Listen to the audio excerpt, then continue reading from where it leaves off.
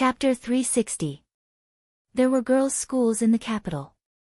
Some people liked it and some didn't. But regardless of whether they liked it or not, some people felt that the girls who came out of the women's school were more talented, but there were also people who thought that it was not the case. It was just that the young ladies who entered the women's school were already good enough. Among the aristocratic families, there were two ways to think so. As a result, some young ladies of aristocratic families entered the women's school in the capital, while others continued to learn from etiquette instructors at home. The capital also adopted a tolerant attitude towards this. Whether or not one had studied in a girls' school did not affect anything. As for the most important marriage for a woman, there was no mention of how much points would be gained from studying in a girls' school. The reason why Nanny Zheng advised Qin Wanru to go to school was that she wanted her to quickly integrate into the circle of misses from aristocratic families in the capital city. Of course, there would be other misses at the banquet, but compared with the girls' school, there were much fewer people. In the girls' school, everyone's age was about the same, and they all came to study, so it was easier to communicate. Almost all the young ladies who had just arrived in the capital would study for a period of time. It didn't matter if they didn't learn anything, as long as they could get to know more people. This was why it was said that the girls' school was a gathering place for young ladies of aristocratic families who had just arrived in the capital. Nanny Zheng, I don't want to go to the girls' school. Nanny Zheng, do you know any famous nunnery in the capital? Qin Wanru smiled and cut a small flower shape from the window flower in her hand. Where is the nunnery? Why does Miss want to go to the nunnery? Nanny Zheng's face changed slightly. One of my teachers might come to the capital. She's a virtuous nun. When the time comes, I'll let her live in the nunnery. It must be a monastery with a good reputation. Qin Wanru said casually without raising her head. Mingqiu Nun was about to enter the capital city. According to Mingqiu Nun's temperament, she would definitely not be willing to live in her home for a long time. Qin Wanru wanted to find a good place for her. Of course, on the other hand, it was because she also needed such a quiet and well-reputed nunnery. However, she didn't intend to tell Wet Nurse Chin about this decision for the time being. Hearing Qin Wanru's words, Nanny Zheng thought for a while and said, there is a very good nunnery outside the city. Some women from aristocratic families will go there to worship Bodhisattva, and the scenery is also very good. Which nunnery? Yuhui Nunnery. Although Nanny Zheng used to live in the imperial palace, she was familiar with the reputation of this nunnery. Many madams from aristocratic families would mention this nunnery when they entered the imperial palace. They all said that the nunnery not only had beautiful scenery, but also the Bodhisattva was very efficacious. Every time they asked for something, most of it would come true. Yuhui Nunnery. Qin Wanru frowned. She seemed to be familiar with it. She put down the window flower in her hand and thought about it carefully. Suddenly, she widened her eyes and remembered. In the last life, Rui, a great elder princess, wanted to become a monk in this Yuhui nunnery, right? Could it be that Rui, a great elder princess, was very familiar with this nunnery? Moreover, since Rui, a great elder princess, could come here, it meant that this nunnery was really extraordinary. Everyone in the capital knows about the nunnery. Second Miss can find out as soon as you send someone to inquire about it. It's the best place for Second Miss's teacher to be stationed there. Nanny Zheng said again. When can we go and have a look? Qin Wanru had made up her mind to go to the Yuhui nunnery. After the spring festival, Second Miss, you can take Madame Dowager to worship the Buddha. I heard that the Bodhisattva in the Yuhui nunnery is very efficacious. Nanny Zheng reminded her. In fact, she had never been there. Her previous master was also helpless. She had been locked in the imperial palace and could not take her out of the imperial palace. She had heard about it, but had never done a field investigation. This was a good idea. Qin Wanru nodded. Second Miss, you are at the right age and you just arrived in the capital. You don't know many misses. It's really good to go to the nunnery. You can know more misses of the same age if you go to the nunnery. After this matter was settled, Nanny Zheng turned back to the previous matter and persuaded her. let's talk about this later. Qin Wanru nodded with a smile and said. Seeing that Qin Wanru's attitude was not as opposed as before, Nanny Zheng breathed a sigh of relief and said immediately, Miss, think about it carefully. This matter is very important for you in the future. If you can go to the nunnery, it will still be a lot of benefits for you. Before, Qin Wanru's attitude was very firm. Now it was a good performance to loosen up a little. Nanny Zheng did not act too hastily. Nanny, help me to inquire about the girls' school. Although I don't have to go to the nunnery, I need to know more about it. Qin Wanru said readily. Okay, then I'll go. Miss, you should also have an early rest. Tomorrow is the eve of the new year. There will be an ancestral worship in the mansion. Nanny Zheng said happily.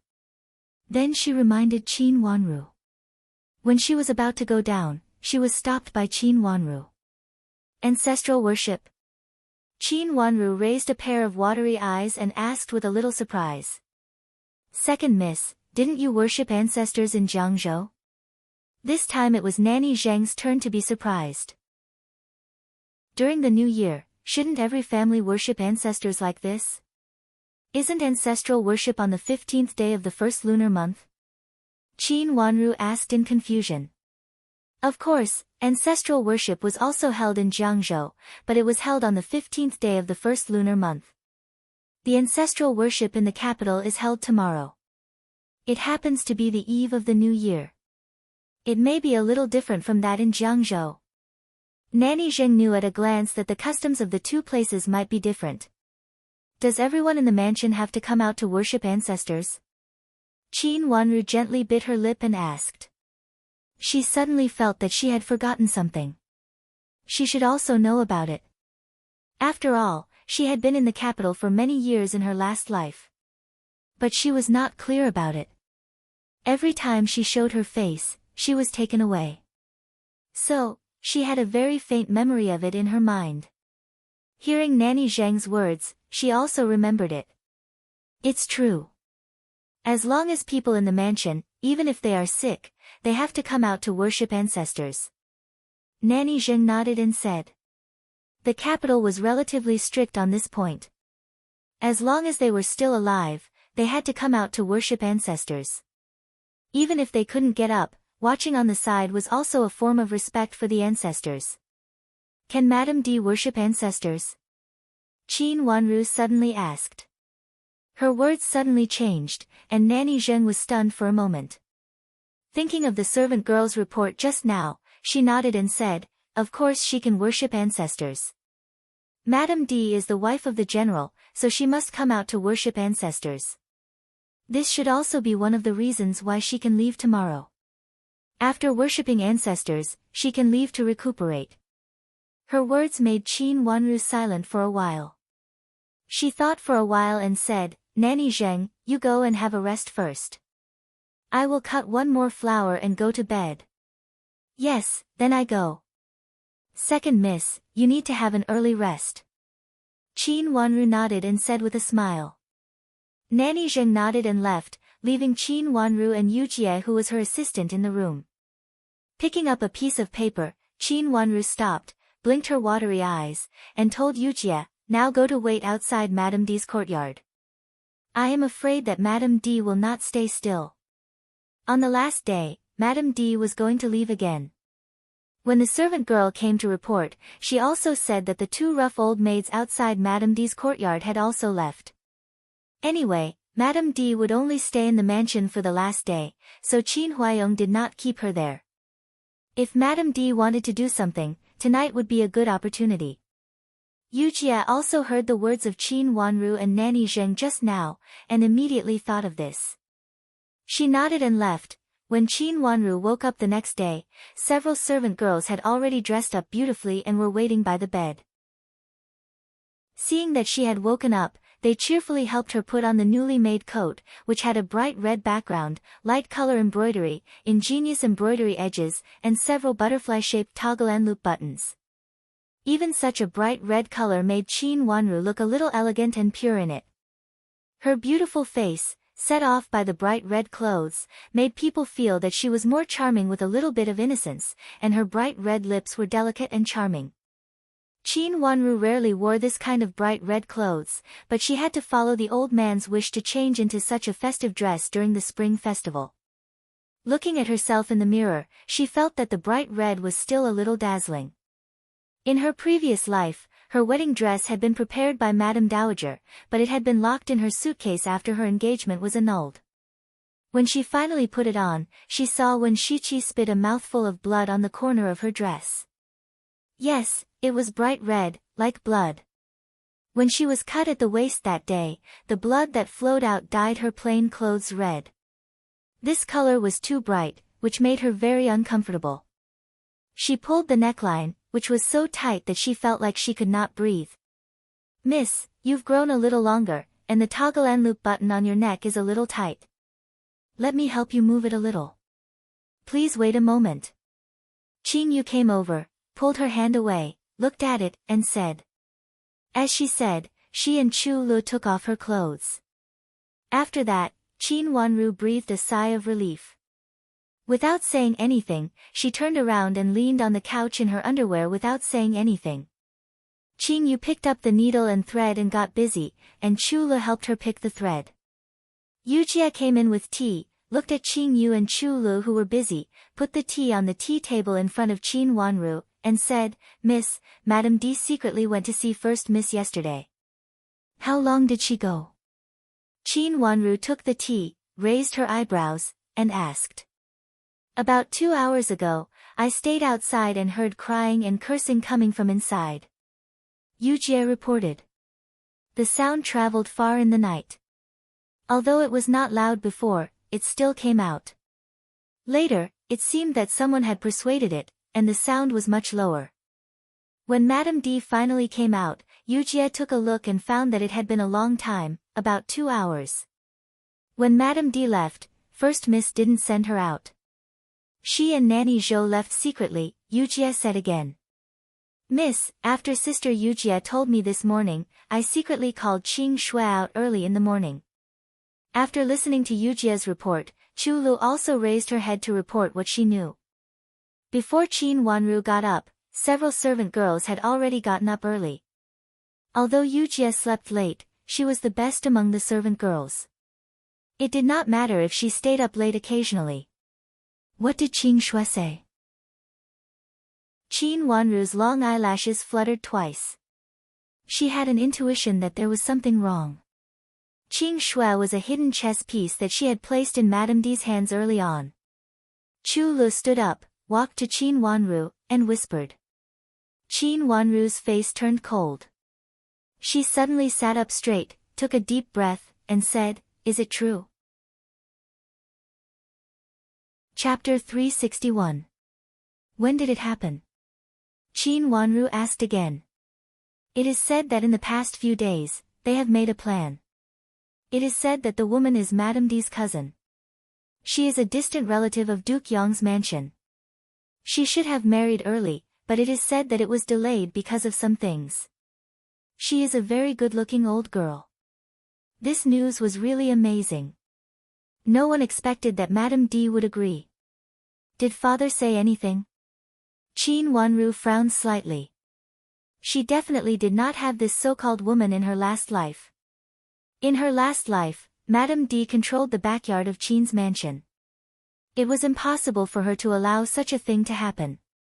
In this life, there was an accident. Madame D was finished. Did Duke Yong's mansion have another woman? Since the secret seduction didn't work, they sent her to the mansion openly. The general should have agreed. Otherwise, she would not have entered the mansion as a concubine. Chu Lu replied. Let's go to see my mother. Qin Wanru stood up and said. If there was such a thing, her mother should have also got the news. Her mother should be the most sad one. Qin Wanru was afraid that Shui Rulan couldn't bear the blow and had an accident. When she hurried to Shui Rulan's Lufeng courtyard, she found Shui Rulan leaning on the couch quietly. Seeing her coming, Shui Rulan smiled and asked Qianghua to lead her to a seat. She didn't look uncomfortable at all, and her face was the same. Qin Wanru hesitated. She didn't know anything about her mother. The servant served tea. Shui Rulan pointed to the newly brewed tea and said, "Wanru, taste it. It was sent by your father yesterday. He said it was just brewed this year. There are only a few tales of it. Today's tea is really early. When we were in Jiangzhou, it was not so early." Qin Wanru saw that Shui Rulan's face was good. She breathed a sigh of relief and slightly relaxed her face. She picked up the teacup, and a fresh fragrance came to her nose. She immediately felt shocked and couldn't help praising, "This tea is really good. It is really this year's new tea. It is really strange that there is new tea at this time." She took a sip and smelled a strong fragrance. Qin Wanru nodded repeatedly. "It was really good stuff. You can leave now." Shui Rulan smiled and waved her hand. All the maids and old maids left, leaving Shui Rulan, Qin Wanru, and their trusted subordinates, Qianghua and Yujie, in the room. "Mother, do you have anything to say?" Seeing Shui Rulan's behavior, Qin Wanru rolled her eyes and asked with a smile. "Your father is going to marry a concubine, who is Madame D's cousin. She will enter the mansion and take care of Yuru." The smile on Shui Rulan's face faded and she went straight to the point. Unconsciously, she had regarded Qin Wanru as her backbone and would discuss things with Qin Wanru. To take care of big sister. Qin Wanru was surprised at first, but gradually felt that it must be so. Otherwise, Duke Yong's mansion would not give it away at this time. "It is said that your big sister has not been taught well by Madame D. Even if the etiquette instructor is with her now, she is not her biological mother after all. Madame D will go to the farm outside the city to recuperate. It is not convenient for me to take care of Yuru in my current situation. Moreover, your big sister will not need me to take care of her. Duke Yong's mansion means to send a cousin to be a concubine to take care of your big sister." Shui Rulan said in a low and slow tone, without any comments on Duke Yong's mansion. This concubine was a key to the compromise between Qin's mansion and Duke Yong's mansion. Therefore, Qin Huayong must agree with this matter. He had already told Shui Rulan about this matter, so Shui Rulan also knew it. This matter was a foregone conclusion. Qin Wanru sighed softly, reached out to hold Shui Rulan's hand, and said softly, "Mother, don't be sad. Since she is only here to take care of big sister, let her live in aunt's place. It doesn't matter. Since she is a concubine and has the support of Duke Yong's mansion, if I forcibly detain her, I will only be criticized by them. It is better to arrange a place for her and let her live well. As for your father, he can go wherever he wants, and I can't force him." Shui Rulan's voice lowered, and her eyes were a little hollow. After saying this, there was a trace of bitterness in the corner of her mouth. Having no background was Shui Rulan's biggest weakness. Although she was just a concubine, her status seemed to be higher than Shui Rulan's. Moreover, she had Duke Yong's mansion behind her. Since she came in under the guise of taking care of Qin Yuru, it was naturally more important. This so-called concubine did not come with good intentions, but neither Shui Rulan nor Qin Wanru could think of a reason to refuse. Status? A trace of coldness and sharpness flashed in Qin Wanru's eyes. If others couldn't give Shui Rulan an identity and a reliance, then she would give it to her. And she would not agree to be a concubine. Didn't Madame D want to make trouble? Let her make trouble. Forget it. I don't want to talk about this with you. I will tell you the truth, in case that you don't know anything when she comes in the future. Shui Rulan suddenly smiled gently and elegantly. She held Qin Wanru's hand backhandedly and said, "Wanru, be careful, especially Duke Xing's mansion. I always feel that you have something to do with Duke Xing's mansion, and in this way, Madame of Duke Xing does not really like you." Shui Rulan did not understand some of the cause and effect entanglement in this, but she felt that Madame of Duke Xing did not come with good intentions.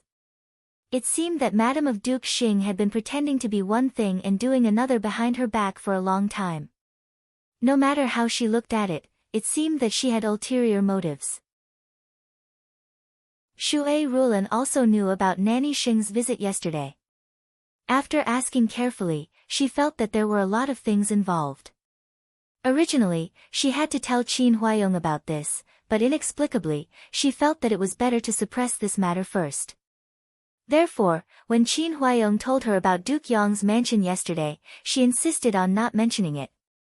If Qin Huayong knew about this in the future, she just needed to say that she forgot about it at that time. Mother, rest assured. Madam of Duke Xing does not like me. Qin Wanru also told Shui Rulan the truth and said bluntly, in case Madam of Duke Xing said something to Shui Rulan in the future and made Shui Rulan misunderstand. Wanru, be careful. If you need my help, you must tell me. Shui Rulan said with a bitter smile, although I don't have much ability, at least I won't let you be bullied by others. Mother, I know. Feeling Shui Rulan's sincerity, Qin Wanru gently bit her lip and said. After they finished talking about this, they chatted for a while. Seeing that Shui Rulan was a little tired, Qin Wanru got up and left. Seeing Qin Wanru leave, Shui Rulan leaned back and closed her eyes tightly, looking tired.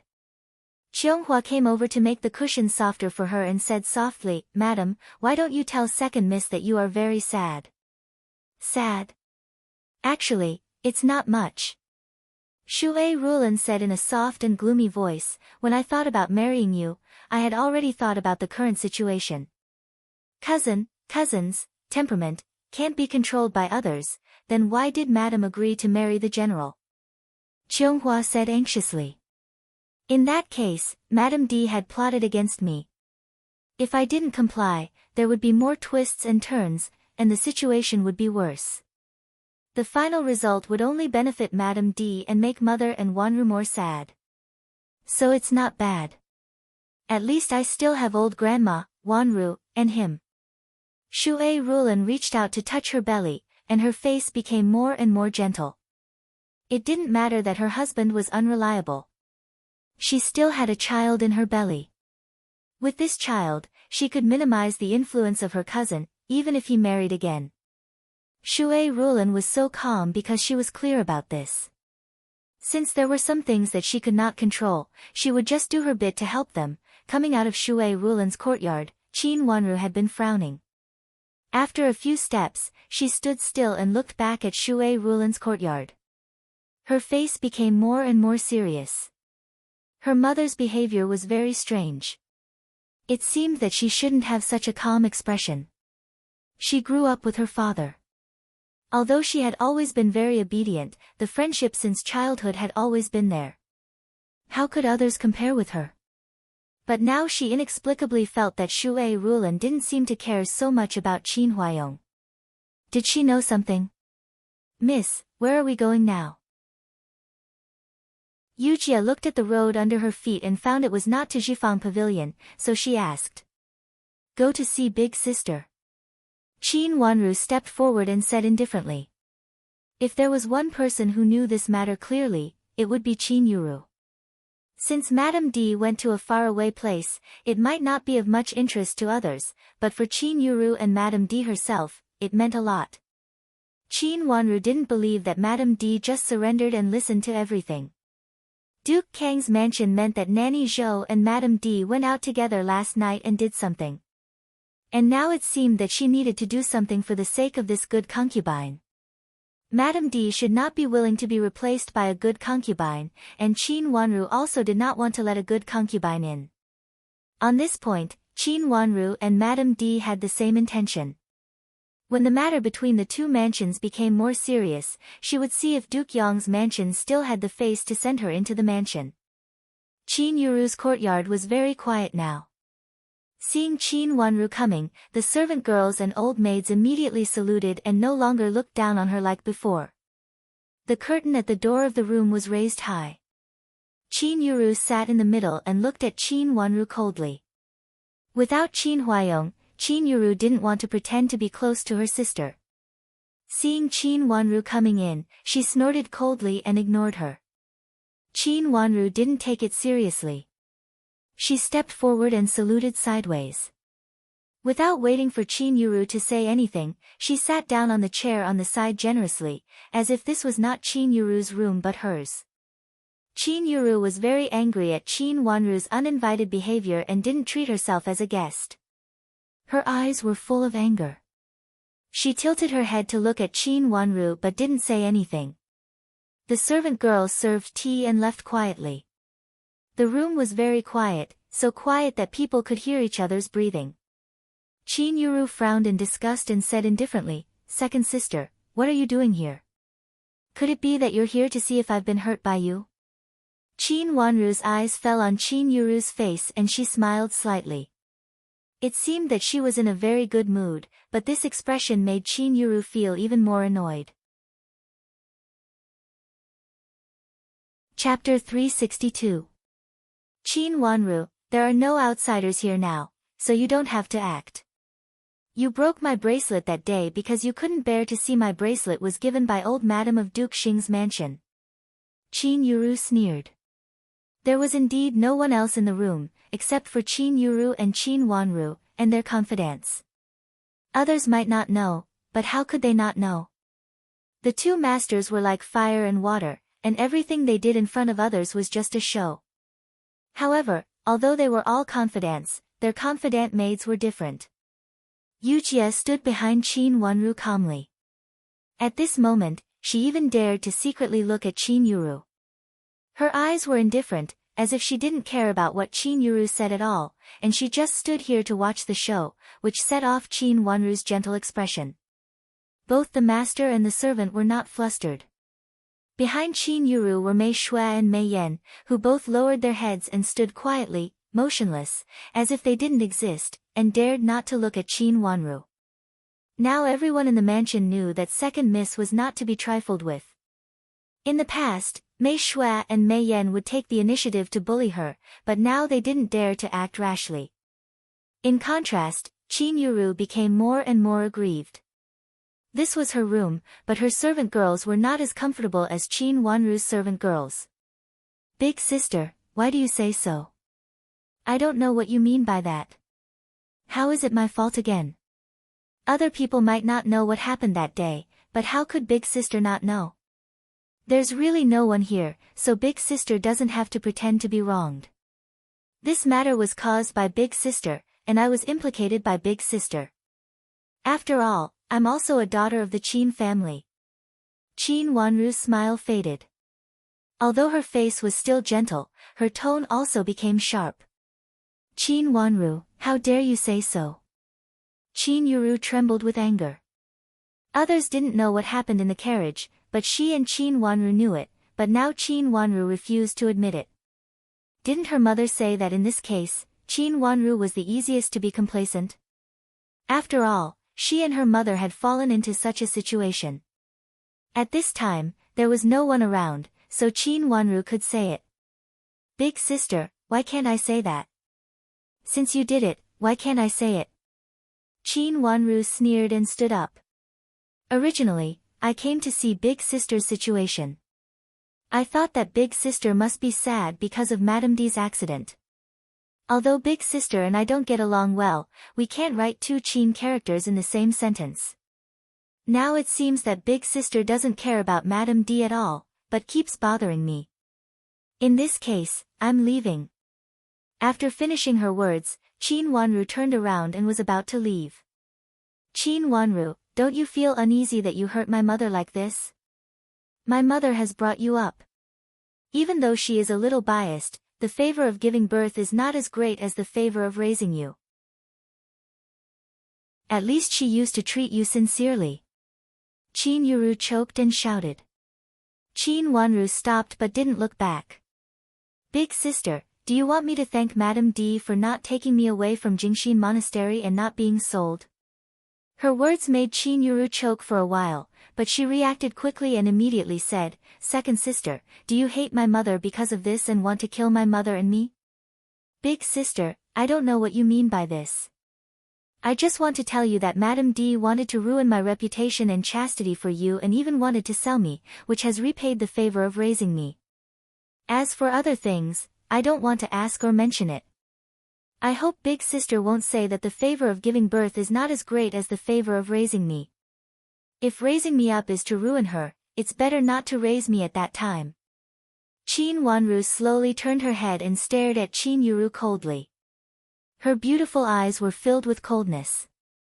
She thought, raise me? If my biological father didn't die to save Qin Huayong, Qin's mansion might not raise me up, or even if they raised me up, they wouldn't raise me as a Mississippi. It could be said that everything I have was exchanged with my biological father's life. The favor of raising me up and Madame D didn't exist. If the favor of raising me up is not counted, how to calculate the favor of saving my life? Should I pay for it with my life? With hatred and pain in her heart, she clenched her hands tightly under the sleeves, and her face became pale. She pressed her cherry lips tightly. After finishing her words, she glared at Qin Yuru and turned to leave. Yujie trotted to catch up with her. It was totally a look that she was wronged by Qin Yuru and left in anger. Qin Yuru stamped her feet with hatred. Looking at the direction where Qin Wanru left, she gritted her teeth angrily. Qin Wanru was so tight-lipped that she didn't reveal a word. First miss, you said that second miss deliberately broke your bracelets, but second miss just said that you broke them yourself. Nanny Huang came out from behind the screen, looked at Qin Wanru's back, and said thoughtfully. Nanny Huang, believe me. This is really a vicious plot of Qin Wanru. She wants to make me unable to return to Duke Xing's mansion.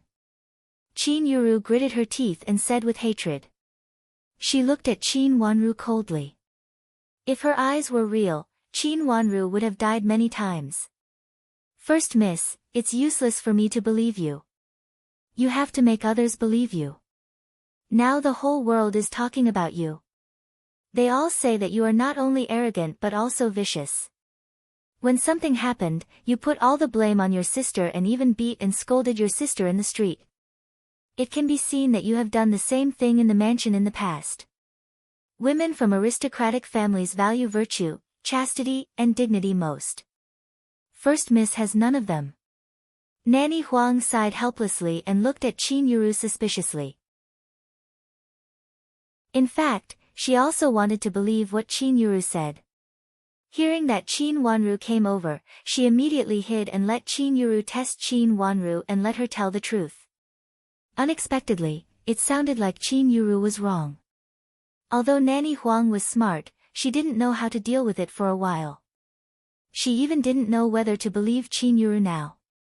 Nanny Huang, my mother has asked you to take care of me and said that she will treat you well in the future. You know my family background. When I return to Duke Xing's mansion, I will be the miss of Duke Xing's mansion. With such an identity, will Nanny Huang still refuse to help me? Qin Yuru calmed down, turned her head to look at Nanny Huang and said coldly. When Madame D came to see her yesterday, she deliberately asked Nanny Huang to come over and asked Nanny Huang to help her in the future. First miss, are you really the daughter of the former heir of Duke Xing and Infanta Qinghua? Nanny Huang looked at Qin Yuru. Qin Yuru shifted her gaze to Qin Yuru. Ever since she heard the news, she had been skeptical. Was it true? If it was true, Qin Yuru's identity was indeed not simple and could even be said to be noble. Rui and Great Elder Princess had no other relatives now. If Qin Yuru's identity was confirmed, Nanny Huang's identity would also rise. Rui and Great Elder Princess's identity in the royal family was also unusual. She was the emperor's aunt. Nanny Huang, my mother told you the truth yesterday. Don't you believe it? If it were not for old Madam of Duke Xing's mansion, she would not look up to me and even support me. If it were not for second sister who happened to save old Madam, I am afraid that she would have been suppressed at this time. Qin Yuru sneered and said. Her words made Nanny Huang silent, and the balance in her heart turned to Qin Yuru's side. She also knew clearly that old Madam of Duke Xing's mansion sent someone. If it were not for Qin Yuru's identity, it was impossible for this old madam to directly intervene in the family affairs of Qin's mansion. In the capital city, it had always been known that this old madam was a person who worshipped Buddha. In the past, she rarely appeared in front of people. Even if her relatives had something to do, she rarely appeared. How could she rashly intervene in the affairs of an aristocratic lady who had just arrived in the capital city? What's more, Qin's mansion and Duke Xing's mansion had nothing to do with each other. Nanny Huang had been in the capital city for so many years, and she also knew some old things in the capital city. Thinking of this, she nodded immediately and said, "First miss, don't worry. I will help you. That's the best. Nanny, can you tell me what to do next?" Seeing that Nanny Huang had been convinced, Qin Yuru was overjoyed and said hurriedly, "Today is the eve of the Spring Festival, and it is also the time to worship ancestors. Madame D will leave tomorrow. If there is another chance, it can only be today. First miss, do you want to keep Madame D or stay alone?" Nanny Huang asked.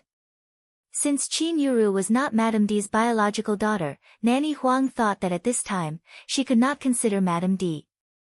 "Of course, I want to keep my mother. For so many years, my mother has always been very good to me. This time, she even secretly helped me find the home of my biological father and mother. How dare Yuru forget such a great kindness? What's more, my mother is here. If someone questions my identity, my mother can also testify.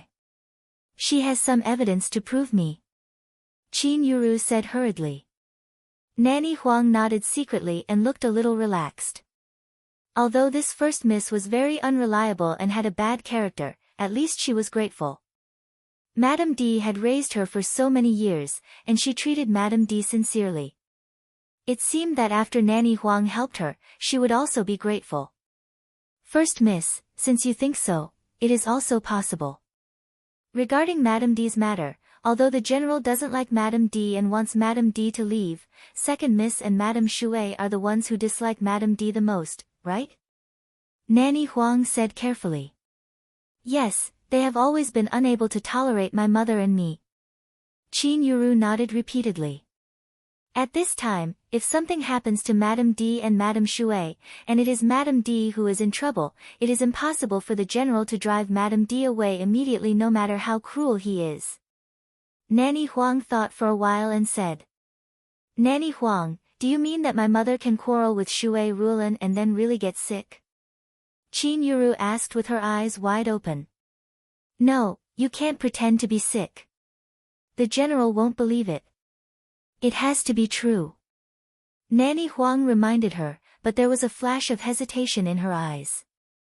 This was actually the method that Nanny Zhou suggested to her yesterday.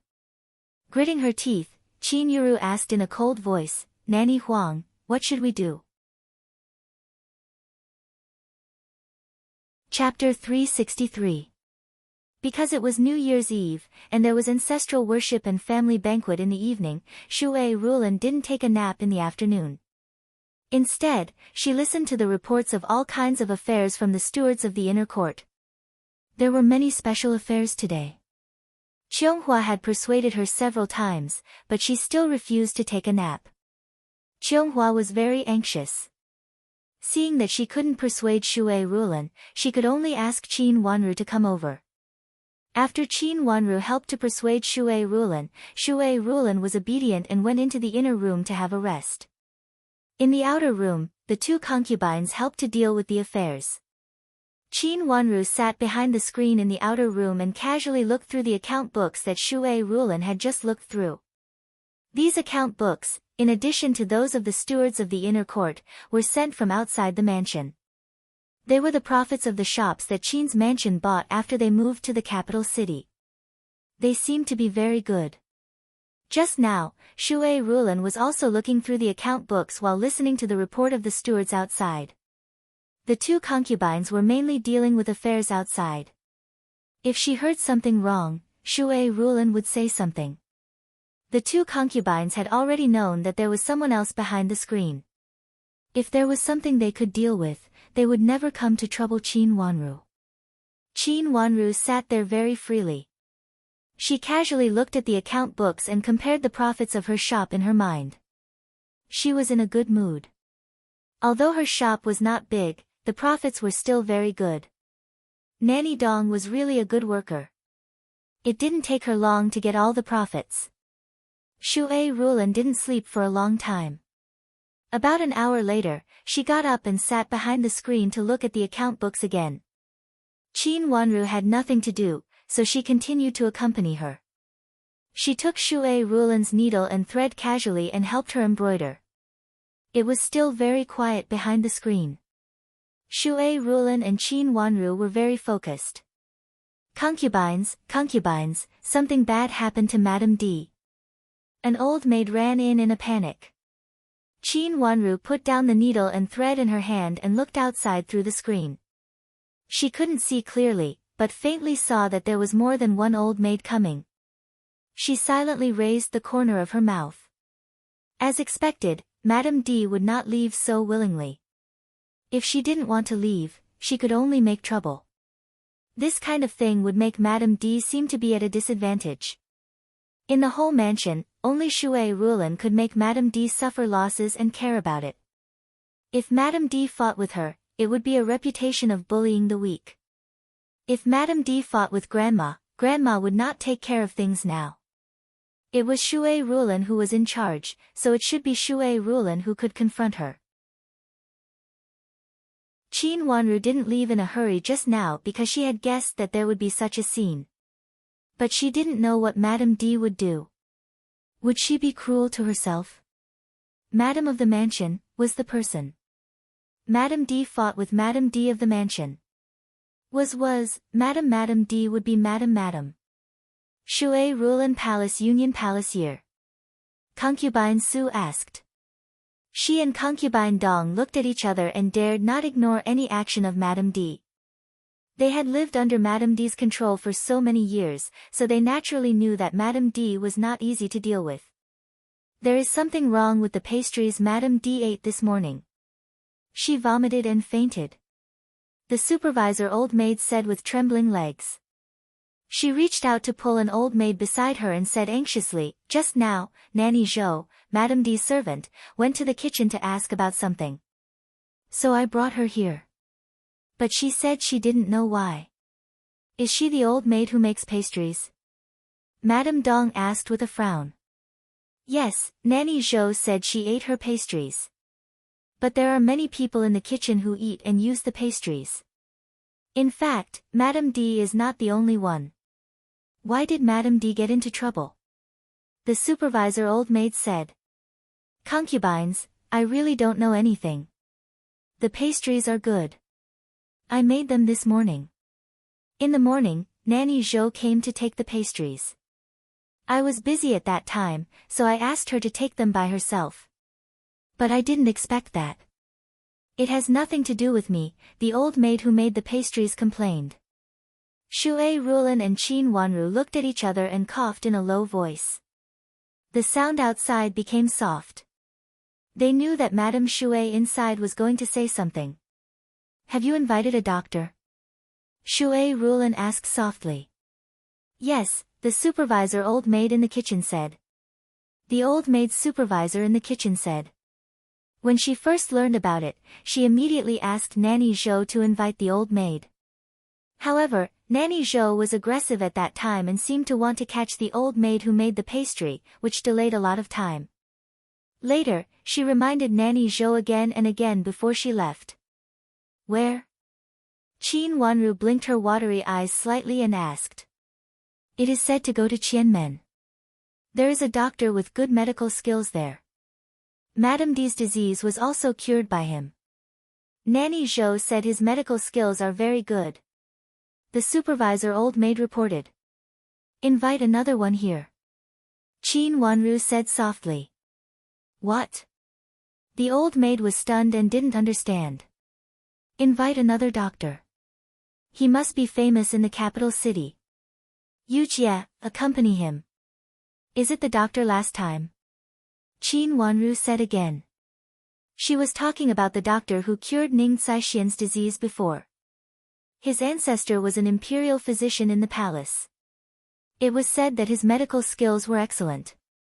But because of another reason, he didn't enter the palace to be an imperial physician.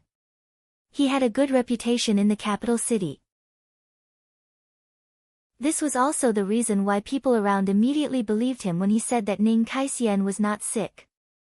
Yes, I'll do it right away. Yujie nodded and left. Tell me what happened. Qin Wanru said again.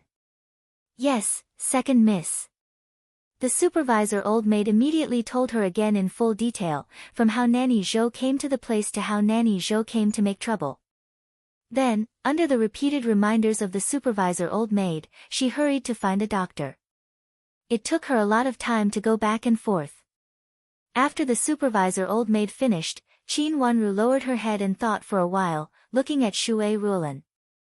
I'll go and have a look. Shui Rulan stood up and said. Mother, are you going to see Madame D now? Qin Wanru also stood up, with a trace of deepness in her watery eyes. With Shui Rulan's character and the fact that Shui Rulan was in charge of the family, she really should go and have a look at this time. Since such a thing happened, I have to go and have a look. Shui Rulan said helplessly. What about father? Do you want to inform father now and let him go and have a look? Qin Wanru suggested. Your father is not in the mansion at this time. He went out for a while during lunch and hasn't come back yet. Shui Rulan shook her head helplessly and said. Father was not in the mansion, grandma was not in good health, so there were only mother and herself left. She was still young, so it was only right for her mother to go there. It was really a coincidence. Mother, let me go. Qin Wanru was really worried about Shui Rulan and suggested. It's not appropriate. Shui Rulan looked at Qin Wanru and said hesitantly. Then I'll go with you. Qin Wanru reached out to hold Shui Rulan's hand and said with a smile. Okay. Seeing that Qin Wanru was so determined, Shui Rulan said helplessly. The two concubines stayed to deal with the affairs, while Shui Rulan and Qin Wanru went to Madame D's yard. On the way, they met Qin Yuru, who got the news and was crying to Yulan Pavilion. Qin Yuru, who was crying anxiously and flustered, even fell and almost hit Shui Rulan. After being helped up, she didn't look at Shui Rulan and hurried to Yulan Pavilion, ignoring Shui Rulan and Qin Wanru.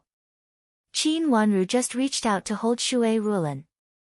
Fortunately, she reacted quickly, otherwise Shui Rulan would also be hit at this time. Looking at Qin Yuru who was stumbling in front of her, Qin Wanru's eyes flashed a trace of fierceness. Madame D and her daughter really didn't forget the child in her mother's belly at any time and would not let go of any opportunity. Mother, walk slowly and follow me. Qianghua, you also pay more attention. Qin Wanru exhorted, afraid that Madame D would put up a life-and-death struggle. Second miss, don't worry, I will protect Madame. Qianghua said. All the servants of Shui Rulan knew that Madame D was very afraid of the child in her mother's belly. They went to the Yulan Pavilion together. When they arrived at the door, they suddenly saw Nanny Zhou running out and almost bumping into Qianghua again.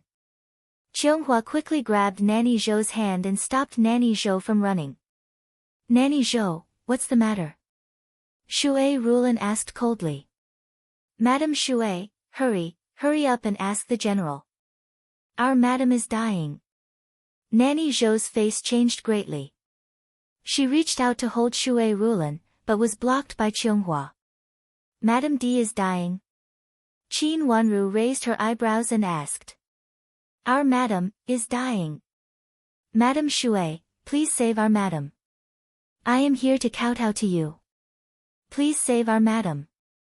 Nanny Zhou knelt down with a plop and heavily kowtowed to Shui Rulan several times.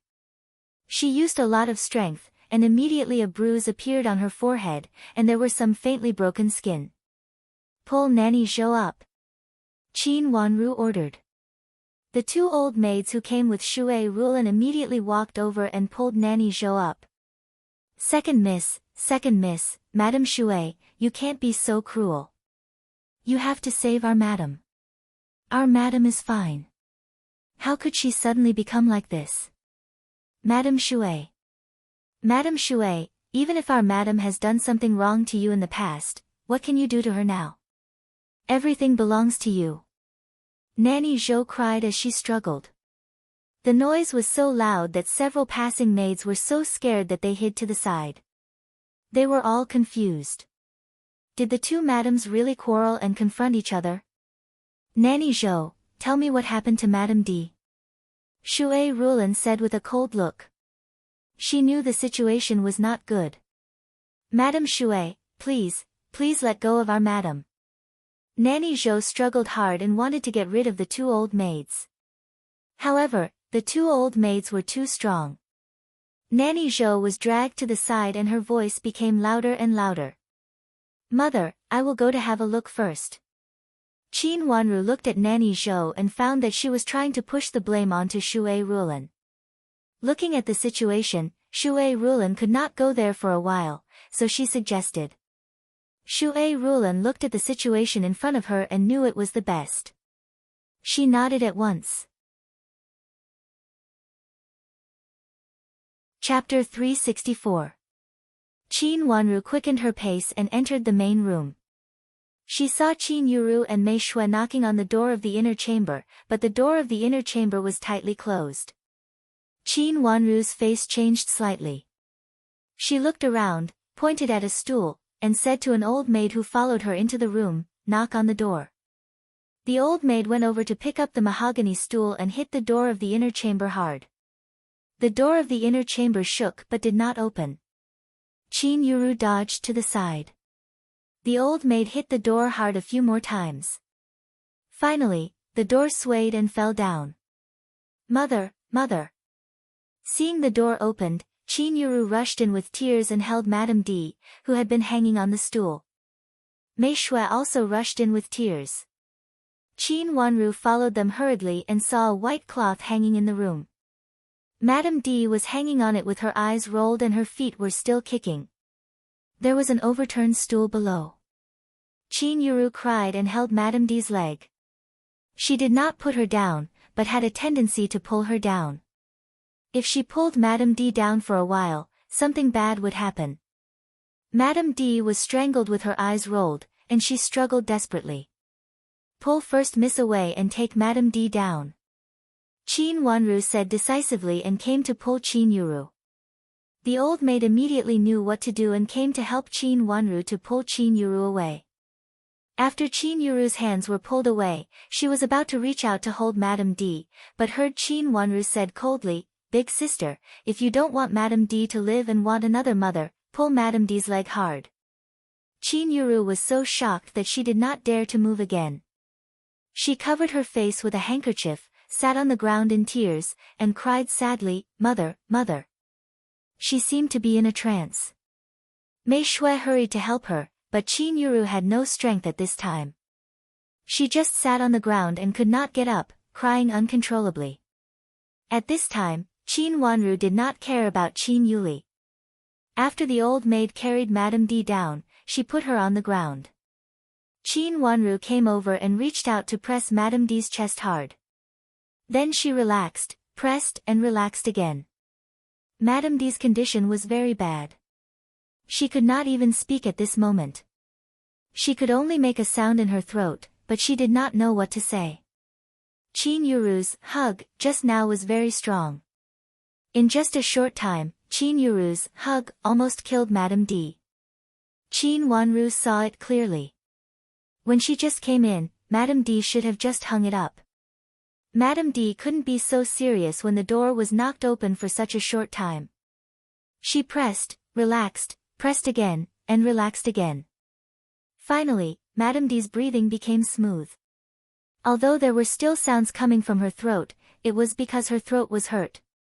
Qin Wanru wiped the sweat on her forehead and looked at Qin Yuru, who was sitting on the ground paralyzed and seemed to be unable to get up. Qin Wanru sneered in her heart. Qin Yuru was really cruel to her own mother. Madame D's throat was destroyed by her own daughter. Qin Yuru's hug just now was really strong. After pulling, Madame D's throat might have been injured. If it was just a slow strangulation, it was basically impossible for her throat to be so seriously injured. For her own wealth, Qin Yuru was really willing to sacrifice anything. Madame D wanted to put on a show, but unexpectedly she was hurt by her own daughter. It was karma. Mother, are you okay? Are you okay? Qin Yuru crawled a few steps and knelt in front of Madame D. She hugged Madame D and cried loudly. Madam, why do you take it so hard? Although Madame Shui didn't give you a way out, you will leave tomorrow. After that, you just need to take good care of yourself. Nanny Zhou rushed in from outside, crying and said loudly while crying. Mother, how could you be forced to such an extent? I don't know. If I know, I will go with you. Since we are not allowed to stay here, then we will. Qin Yuru cried so hard that her voice could not be heard. Shui Rulan followed behind Nanny Zhou and also walked in. She frowned tightly because she did not know what had happened until now. A doctor hurried in with a medicine box on his back and said with a stern face, Make way, make way. A smell of medicine came to her nose. Qin Wanru stood a little further away and also smelled it. Looking at Shui Rulan who was slowly making way, Qin Wanru's face changed dramatically. She took 2 steps back and came to Shui Rulan. She pulled Shui Rulan back to the door and whispered, Mother, wait outside the door. Don't get too close to the doctor. I will deal with this matter. If there is anything I can't handle, I will tell you. It is better for you to stay in the yard. Is there anything wrong with the doctor? Shui Rulan's face changed slightly. She was not stupid. She knew something was wrong when she saw Qin Wanru's face. The doctor has safflower on him. Qin Wanru's eyes flashed a trace of sternness. If Madame D or Qin Yuru had safflower on them, it was not something that could be explained. But if the first madam had safflower, it was not a strange thing. Doctors went to various mansions to treat patients with various medicinal materials. It was possible that some of the medicinal materials used safflower. Moreover, even if he did not use it, he must have it in his house. It was not a big deal to be stained with the smell of safflower. Even if Qin Wanru questioned the doctor with this fact, it was not a big deal. The doctor should be the doctor who was invited by Nanny Zhou and had been treating Madame D.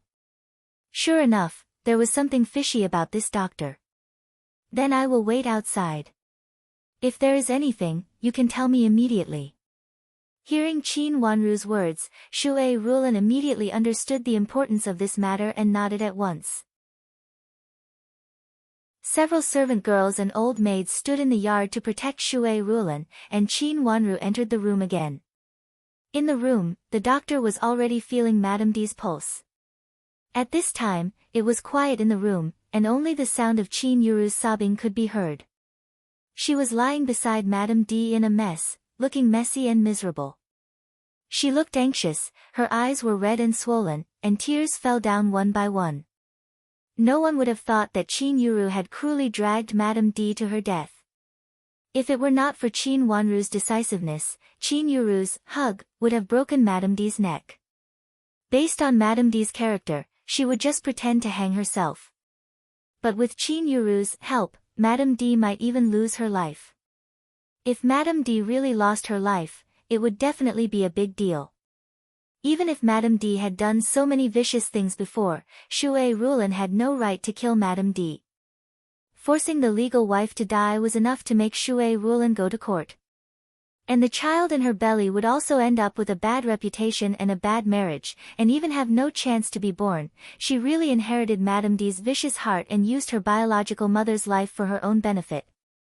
There was no doubt that in that case, Qin Yuru, as the daughter of the victim, was the only one who benefited. This madam was poisoned before, and now, she is like this again. I am afraid that she can't recover. The doctor finally put down one of Madame D's hands and sighed. Mother! Qin Yuru cried and was about to rush to Madame D again. Big sister, if you don't want Madame D to recover, you can rush to her again. Just now, Big sister hugged Madame D, and Madame D almost lost her life.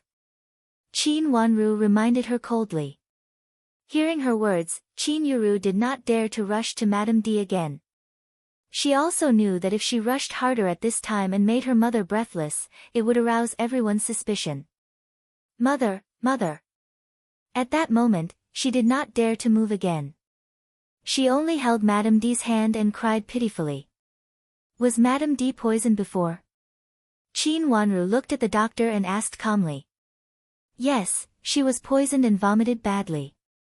I heard that it had something to do with another madam in the mansion. Madame D could not bear it, so she committed suicide.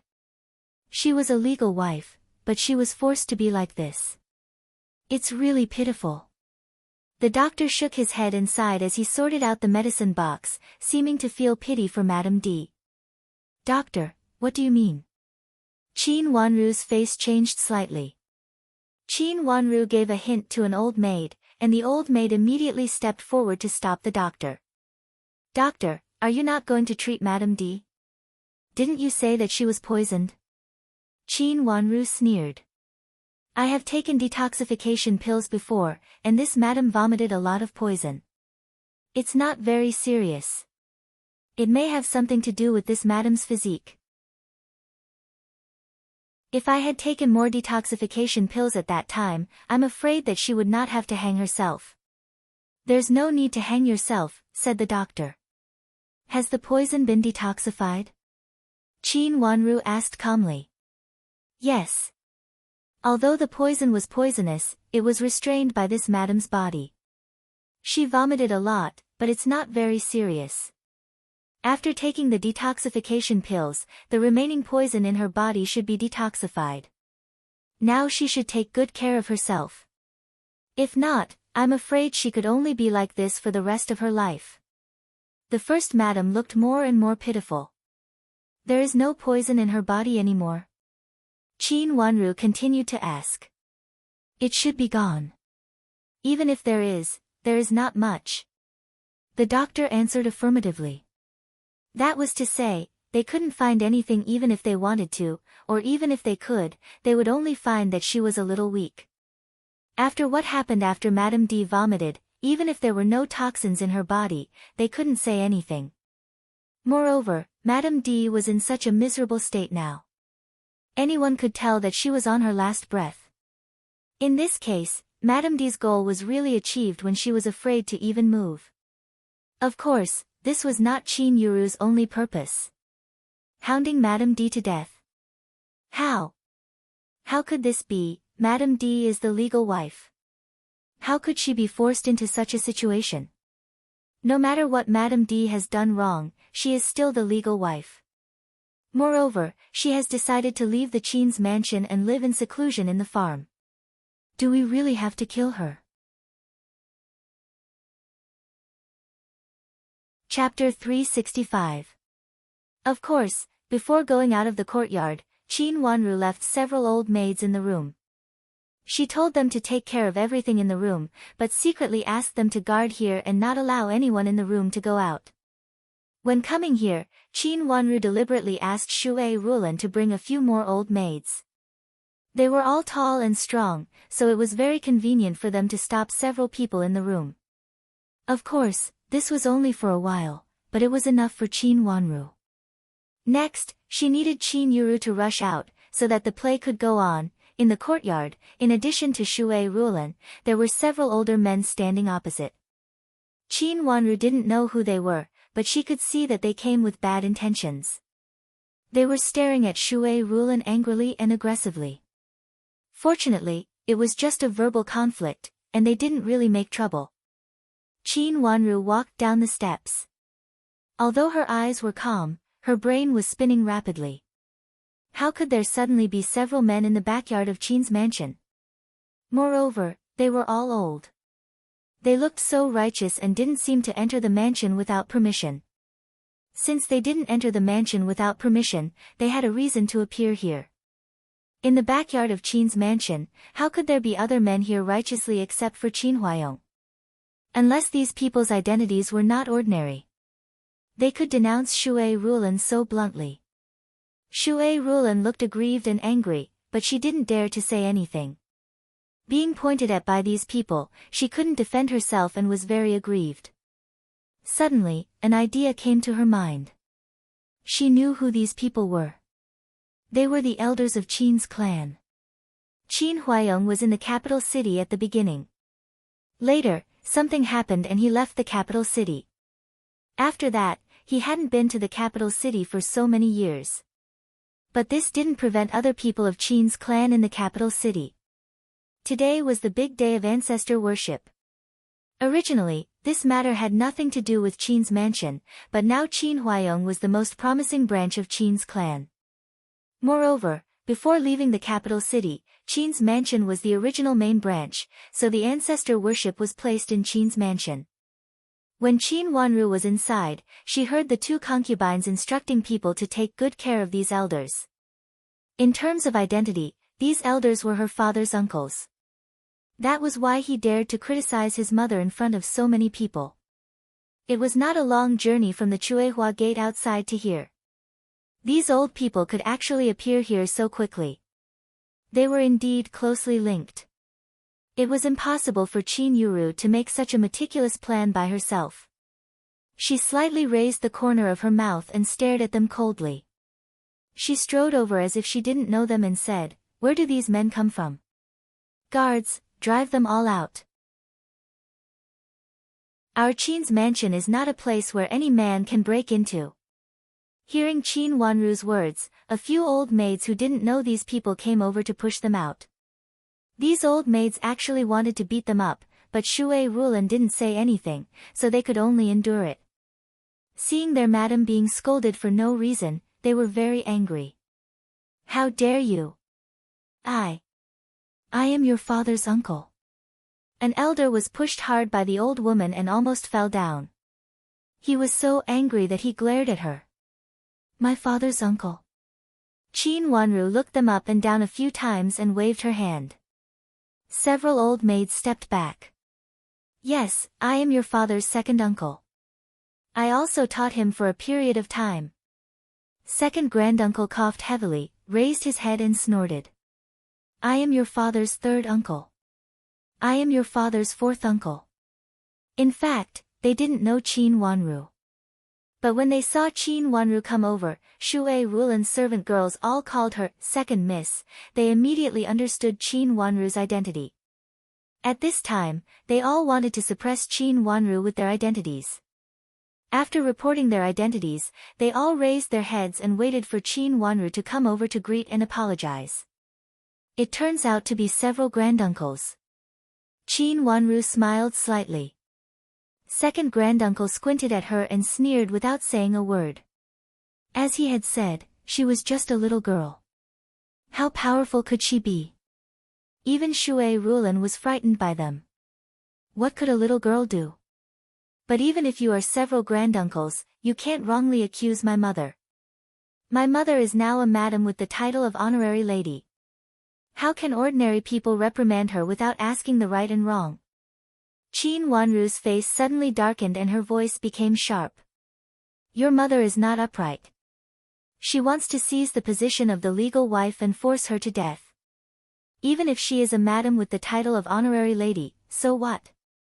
If the emperor breaks the law, he will be punished the same as the common people.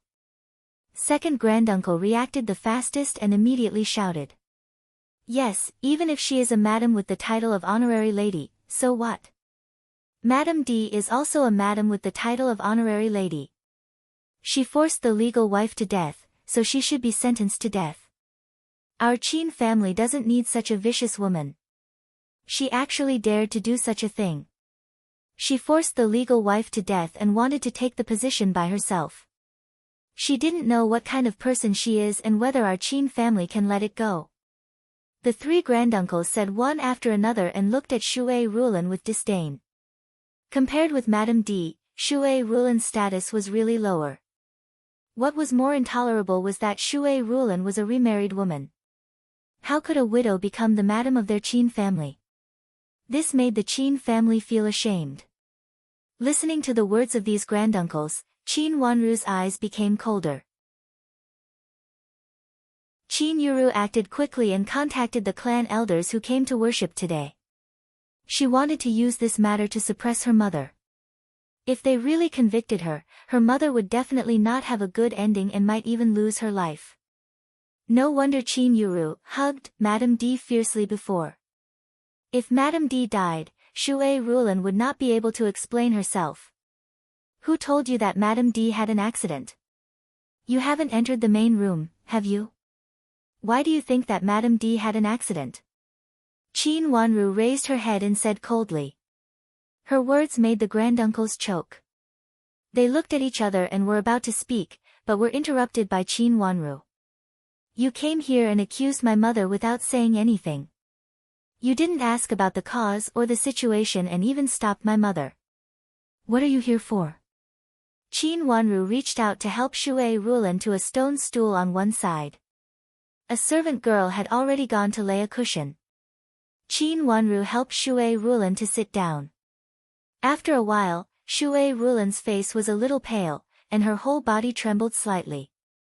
She was angry and annoyed, and she could not explain herself. She had done it once before. If she did it again, she might not be able to keep the baby in her belly. Mother, don't worry. I am here. Qin Wanru comforted her in a low voice and patted her shoulder gently. Shui Rulan nodded and tried hard to calm down the anger in her heart. She also knew that her situation was not very good. When she was inexplicably intruded, she was angry and indignant and wanted to explain, so she did not find that she was uncomfortable. At this time, when she sat down, she found that her whole body was very uncomfortable. After calming down, she felt better. Seeing that Shui Rulan's face was a little better, Qin Wanru turned around and walked slowly to these elders. After bowing and greeting them, she raised her bright watery eyes with a bit of deep coldness. Granduncles, why didn't you wait for my father to come in? You had to break into the backyard. Madame D is resting now, and it is not convenient for her to see you. Is Madame D all right? The three granduncles looked at each other and said with uncertainty. They were not as imposing as before. They were confused by Qin Wanru's words and felt a little weak for a moment. The people who came here before told them that Madame D would definitely have an accident, but they really did not know whether the situation in front of them was true or not. It did not mean that someone inside would definitely stand out if they made trouble here. They had been in the yard for a while, but only the second miss of Qin's mansion came out of the main room. What could happen to Madame D? You don't know anything. Since you don't know anything, who told you to enter the backyard?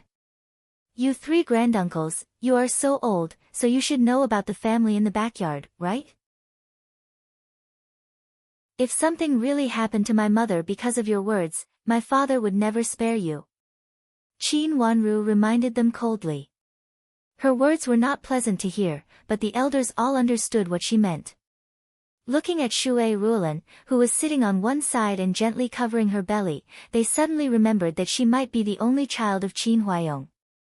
If something really happened to her, even they, as elders, might not be able to suppress it. Moreover, it did not seem to be like what they had thought before. The momentum of the elders was suppressed. A servant said it just now. Since she is all right, it is the best. It is really inappropriate for us to be here. Just now, because we heard the report, we were flustered and lost our manners. The second granduncles used to be an official, so he reacted the fastest. He immediately chose the most reasonable explanation for them, and then turned around to leave. Seeing the situation, the third granduncles and the fourth granduncles also wanted to leave in disgrace. Three granduncles, please wait a minute. Which servant in the mansion is it? Please identify him. We have to find out who deliberately framed my mother. Qin Wanru said in a slightly higher voice. I left in a hurry just now and lost this servant. Now I don't know who it is. The third granduncles rolled his eyes and hurriedly stepped forward to say. It meant that the servant was lost and could not be found. It doesn't matter. There are not many servants in our mansion, and most of them are serving my father. Later, I will ask the supervisor to call all the servants in the mansion over. Since you have so many eyes, you should be able to identify him. Qin Wanru said unhurriedly. The three granduncles looked at each other. They did not know where to find this servant, but they could not say that they did not know him. No one expected that Madame D was fine, but Qin's mansion still needed a servant to report. We are old and dim-sighted, so we are afraid of recognizing the wrong person. But if you arrange to identify him later, we can always identify him. At this time, we will not stay in your backyard. It is so inconvenient. The several granduncles all wanted to retreat. The fourth granduncle coughed in a low voice, said a few words, and wanted to leave. Qin Wanru did not stop them this time. Seeing them hurriedly go out of the courtyard, she rolled her watery eyes, and her long fluttering eyelashes cast uneven shadows on her white skin. The servants wanted to stop them. It was okay if it was a short time, but a long time. Chapter 366. Three granduncles, please save my mother. Please save my mother. Hearing that the granduncles in the courtyard were about to leave, Qin Yuru screamed and rushed out. The old maid who blocked the way didn't dare to stand in Qin Yuru's way and was pushed aside by her. Hearing such a sharp cry, the three granduncles immediately stopped and looked back in confusion, only to see Qin Yuru stumbling out of the room while crying. When she came to them, she was sobbing, "Please, granduncles, save my mother. Mother is dying, how come? Didn't you say she was fine?" The second granduncle asked sharply. "How could she be fine, mother? Mother was forced to hang herself. How could she be fine?" Qin Yuru covered her face and cried. Mei Shui also ran out, held Qin Yuru and cried with her. The two of them looked like they had been crying for a while. Their eyes were red. Qin Wanru didn't look at them, but at Yujie who just entered the courtyard. She signaled her to the main room. Yujie understood and led a doctor to the main room. At this time, the courtyard was in a mess, so no one noticed that Yujie led a doctor into the main room. Seeing Qin Yuru crying like this, the three elders were full of momentum again. They turned around and walked to Qin Wanru, saying angrily, "What the hell is going on? Why did you say Madame D was dying? What did you do? Madame D is the legal wife. Even if she is not virtuous, your father will deal with it. Why do you and Madame Shui need to deal with it?" The second granduncle said sharply. Qin Wanru didn't answer, but looked at the faces of the three elders indifferently. She smiled slightly and said, "Granduncles, did you break into the inner courtyard because of your bias?" "What bias? Madame D is dying. How can you be biased?" The third granduncle was so angry that his beard stood up. "Since you are not biased, why do you believe what big sister said? You even believe what the servant said, but don't believe what I said?" Qin Wanru's face darkened, and she said calmly. "Human lives are at stake. No matter who said it, we will not take it lightly. Now, let's go in and see what is going on." Fourth grandpa was afraid that he would be frightened by Qin Wanru if he did not know the truth, so he hurriedly pointed at the door of the main room and said. Whatever he said was false. Seeing was believing. "Yes, let's go and take a look." Second granduncle agreed. "It's not a good time, is it?" Qin Wanru shook her head and refused. "What's inconvenient? Qin Wanru, do you want to kill my mother? What's so inconvenient about my mother? She has been hurt by you. Don't tell me she's afraid of being seen by others. If something really happens to my mother, I won't let you go." Qin Yuru raised her red eyes and said loudly. "Big sister, the doctor is still treating Madame D. It is indeed inconvenient at this time." Qin Wanru said calmly as if she didn't hear Qin Yuru's scolding. "You're talking nonsense. The doctor has said. I'm afraid my mother can't make it." "What are you talking about?" Qin Yuru rushed over angrily, pushed Qin Wanru away and was about to break into the room. A few smart old maids came over and stopped them. "Big sister, the doctor is really treating Madame D. You keep pestering endlessly. Do you want to save Madame D or not?" Qin Wanru said helplessly. "What are you talking about? That's my mother. She was forced to this speed by you. How can you be so cruel? My mother had planned to give in and give everything to you. She did do something wrong before. She also thought that it was right to give everything to you. But even so, why didn't you spare her and even poison her? My mother couldn't bear it and hanged herself to commit suicide. Now she can't make it, Qin Yuru cried and scolded. She pointed at Qin Wanru and Shui Rulan and stared at them fiercely, as if she was going to fight them desperately. Big sister, isn't the doctor still treating Madame D? Qin Wanru ignored Qin Yuru's accusation and said lightly. Qin Yuru thought she was talking about the doctor just now. There was indeed a doctor in the room just now. But when she was in the room, she also asked the doctor. Although he couldn't say it clearly in front of the old maids left by Qin Wanru, Qin Yuru still understood the doctor's meaning. Madame D might not make it. The meaning made her have mixed feelings. She felt sad and a little proud. At this moment, she even didn't know how to express herself. Qin Wanru, you're talking nonsense.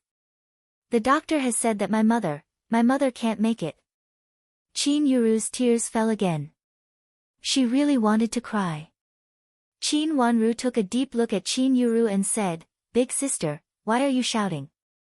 Instead of saving Madame D, you hurt her neck. What do you want to do? Don't you want to save Madame D again? Qin Yuru trembled in her heart, but her face was livid with anger. She pointed at Qin Wanru and said with anger and hatred, Qin Wanru, you're slandering me. How can I not want to save my mother? It's you who forced my mother to be like this. Now several granduncles are here. Please be the witnesses. Ask them to go inside and see my mother's situation clearly. Qin Wanru looked at her and frowned slightly. A trace of hesitation flashed through her watery eyes. It seemed that she couldn't find a reason to stop them at the moment. Qin Yuru saw a good opportunity. She immediately pushed Qin Wanru away and strode forward with several elders. Big sister, the doctor is treating Madame D. Go in slowly. Qin Wanru shouted anxiously behind her. Qin Yuru ignored her. She was afraid that Qin Wanru would come to stop her, so she strode in with several elders. The old maids at the door didn't dare to stop her. Qin Yuru rushed into the main room and went behind the screen. 3 granduncles, you see, she stopped abruptly. When she saw Madame D lying on the bed with her eyes slightly open, she couldn't even say a word. When she went out, she clearly saw that Madame D's eyes were still closed. How could she open her eyes in such a short time? At this time, the 3 granduncles also rushed in. When they saw Madame D lying on the bed and obviously awake, they looked at each other and didn't say anything for a while. Madame D, who was lying on the bed, looked really messy. However, at this time, the people in the room had cleaned her up. The high collar also covered the mark on her neck. Except for the fact that she was very weak, there was nothing wrong with her. She was awake. The doctor brought by Yujie was withdrawing a needle in his hand. Just now he came in and saw that Madame D was still in a coma and couldn't be treated, so he took out the needle to wake Madame D up. Madame D was awake at this time, but her whole head was dizzy. She didn't know where she was and even had a feeling that she didn't know what to do. Her consciousness was still in the scene when Qin Yuru rushed in and hugged her. She felt pain all over her body, especially in her throat. She could only make a sound, but even so, she didn't dare to make more sounds. How is Madame D? Qin Wanru went forward and asked the doctor who was treating her. Her vocal cords may be damaged. The doctor said, and then looked at Madame D in surprise. He murmured to himself, it is a little impossible. If it is really damaged, I am afraid that this madam can't survive. How much time would it take for her to break her vocal cords? After such a long time, it was still possible to save her life. The doctor also felt strange. It was not damaged slowly by the rope. My big sister rushed in, hugged Madame D and pulled her down hard. Madame D's throat was damaged because of the rope. Chin Wanru explained in a low voice. Chin Yuru panicked and shouted sharply, Chin Wanru, you are talking nonsense. Whether it is nonsense or not, all the people who were there at that time know. We can ask someone to check whether the injury was sudden or slowly penetrated. Chin Wanru said calmly, I heard that there are some experienced doctors in the government office who can tell what caused the injury. Madame D's neck is injured, so they should be able to tell. Chin Yuru's words made Chin Yuru more panicked, and her face changed greatly. Chin Wanru, my mother is not dead yet. You ask a doctor to come here. Do you want my mother to give way to Shui Rulan as soon as possible? Big sister, why do you always like to jump to conclusions? Madame D is fine. You say you have something to do and want to see her injury. You say I don't want her to be well. What do you mean? Chin Wanru said with a helpless expression. You forced my mother to die. I will definitely tell my father. Chin Yuru covered her face with her handkerchief and cried again. Big sister, why do you say that? My mother and I didn't know that Madame D hanged herself. The reason why Madame D became like this is that you didn't save her in time. Why does this matter become our business now? Just now you didn't ask the doctor to treat Madame D in a hurry. It was I who went to ask a doctor with excellent medical skills to save Madame D. You didn't do anything, but you became the good one. Chin Wanru said calmly. Several elders who wanted to interrupt looked at each other at this time and thought that they should wait and see first. The current situation was different from what they had expected. After suffering a small loss from Chin Wanru, several elders became cautious and didn't dare to say anything at will. Chin Wanru, no matter how eloquent you are, it's useless. The truth is right in front of you. Mother became like this because she ate the poison cakes. Nanny Zhou also found out that many people ate cakes, but only mother had an accident. Only Shui Rulan could be so powerful in this courtyard. It was Shui Rulan who poisoned mother. Mother was so sad that she took things too hard. Chin Yuru cried and scolded loudly. Chin Wanru's face darkened. Are you sure that Madame D used the poison cakes? Can it be false? If my mother was not feeling well and spat everything out, I'm afraid she wouldn't have to hang herself and would have died directly. My mother was about to leave the mansion. Why didn't you spare her life? You are really too vicious. Chin Yuru cried again.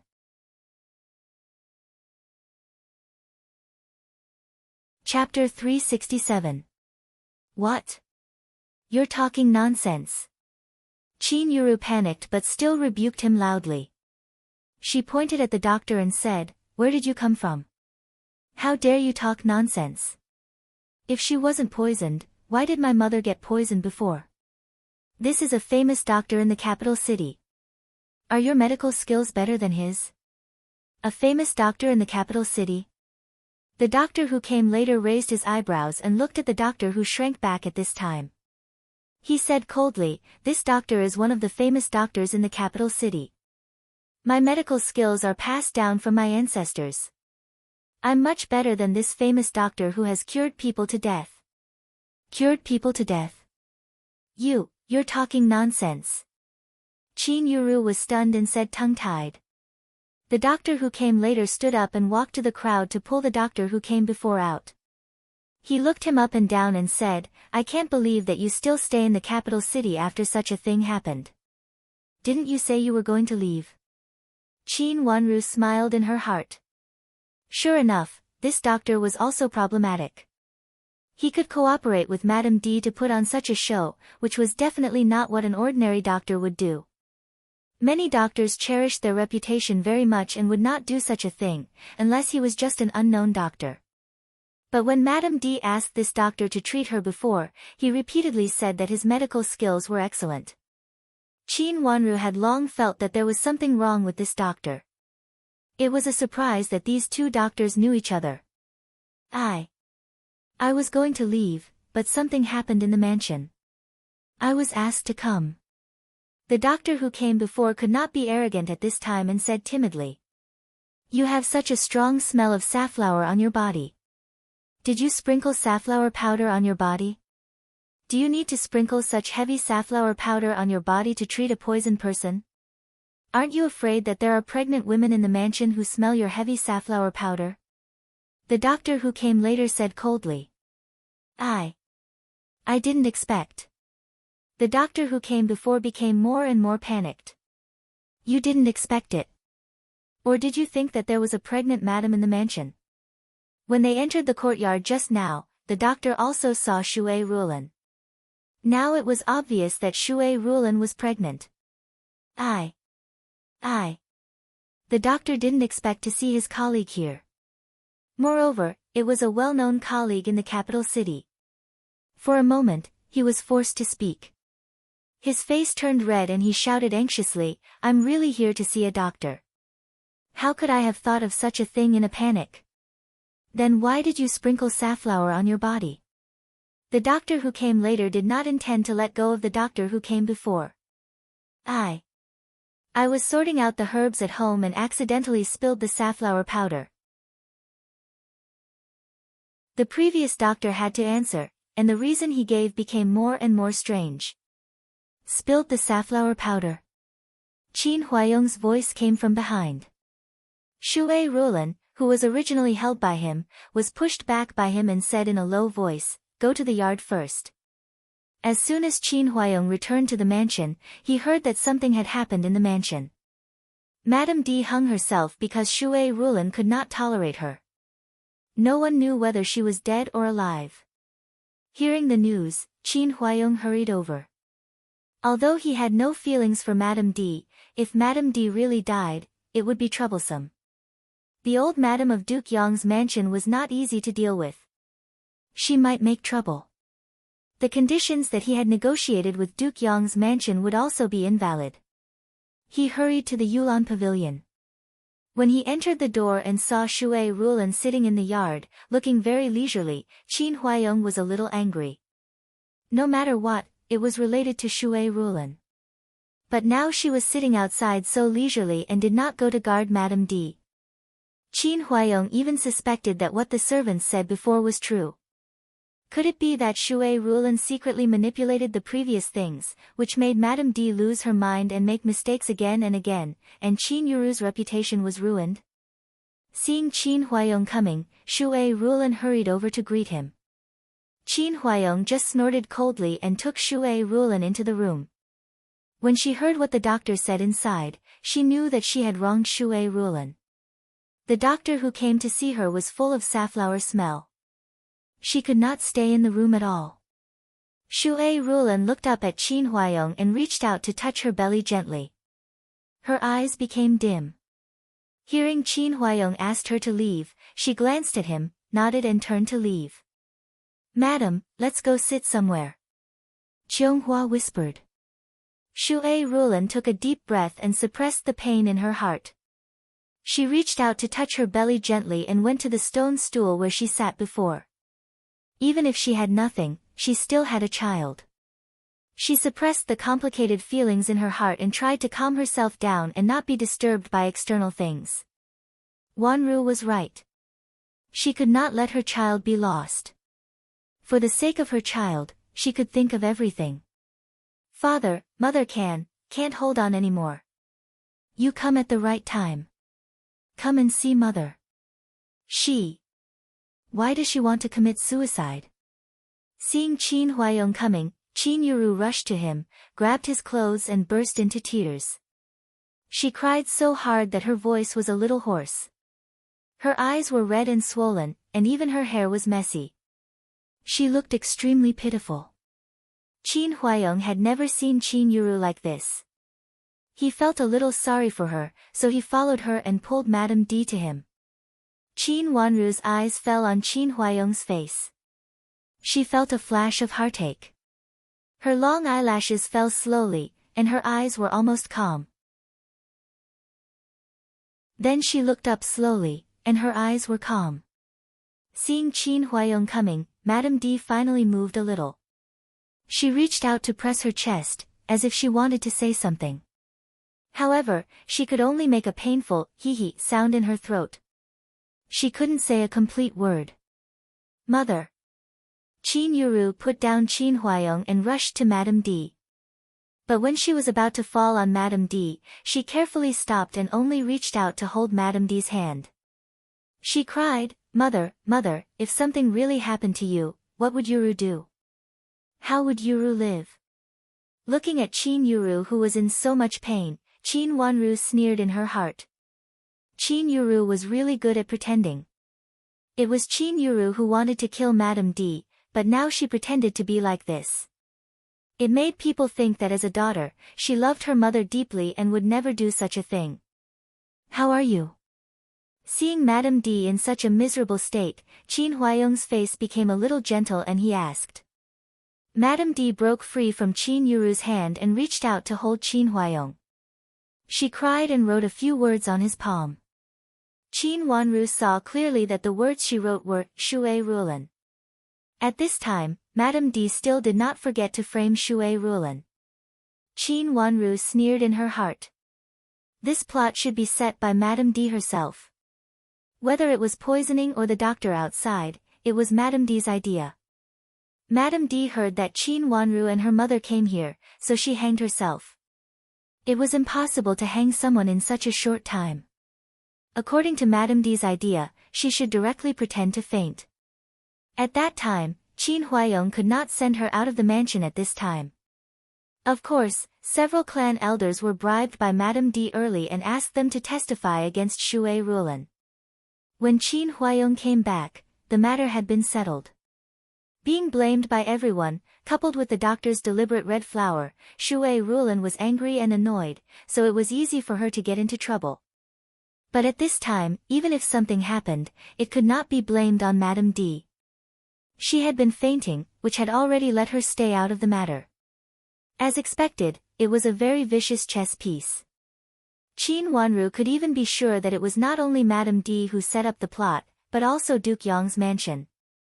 Madame D, who had just been released for a day, could not set up such a big plot so quickly. But she did not expect that Qin Yuru actually wanted her to get more benefits by killing her. Madame D was dead. Even if Shui Rulan was really innocent, it would be difficult to settle this matter. It was bound to be a lose-lose result, or even worse. Father, it was Madame Shui who poisoned me first. Mother couldn't bear it and wanted to die first. Qin Yuru cried. Qin Wanru took a step forward and bowed to Qin Huayong very calmly. Father, just now the doctor checked and found that Madame D was not poisoned at all.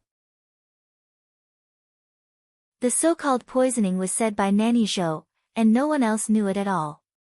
As for the doctor, he came into the mansion with red flower sprinkled on his body. Father, please find out the source of the red flower on his body. As for the 3 clan elders, Qin Wanru did not mention them. They were also old and shrewd.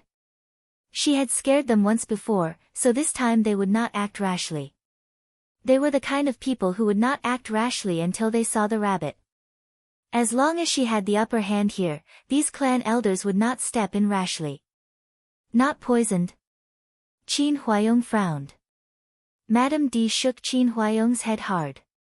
Her tears fell down one by one, and she looked very pitiful. Qin Wanru, you are slandering me. Qin Yuru was difficult to talk to. She pointed at Qin Wanru and scolded her while crying. Father, if you don't believe me, you can have someone investigate. Qin Wanru said unhurriedly. Madame D was so vicious to others, but she couldn't do it to herself. She has vomited it. How can we check it? Qin Yuru said sharply. She vomited it. Where did she throw it? Qin Wanru continued to ask calmly. Nanny Zhou answered hurriedly, Madame vomited it before. After I cleaned her up, I poured it in and rinsed it with water. So there was no trace left. Hearing Nanny Zhou's words, Qin Yuru breathed a sigh of relief and felt proud. She knew that Nanny Zhou, who had been the confidant of her mother for so many years, would not leave such an obvious loophole. Second sister, since it has been cleaned up, where and how can you find it? Qin Yuru sobbed, looking as if she had been greatly wronged. Her face was full of anger and indignation. All cleaned up. Qin Wanru ignored her and asked Nanny Zhou again. Yes, all cleaned up. The smell was so bad that I did not dare to stay. I cleaned it up early. Nanny Zhou nodded quickly. Early? When did you arrive? When Madame vomited it, I cleaned it up.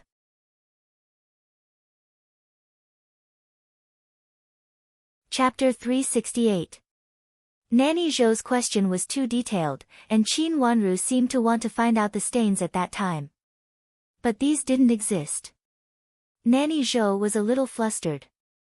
After thinking for a while, in order to cut off Qin Wanru's question, she said decisively on the spot, "Second miss, I have dealt with it at that time.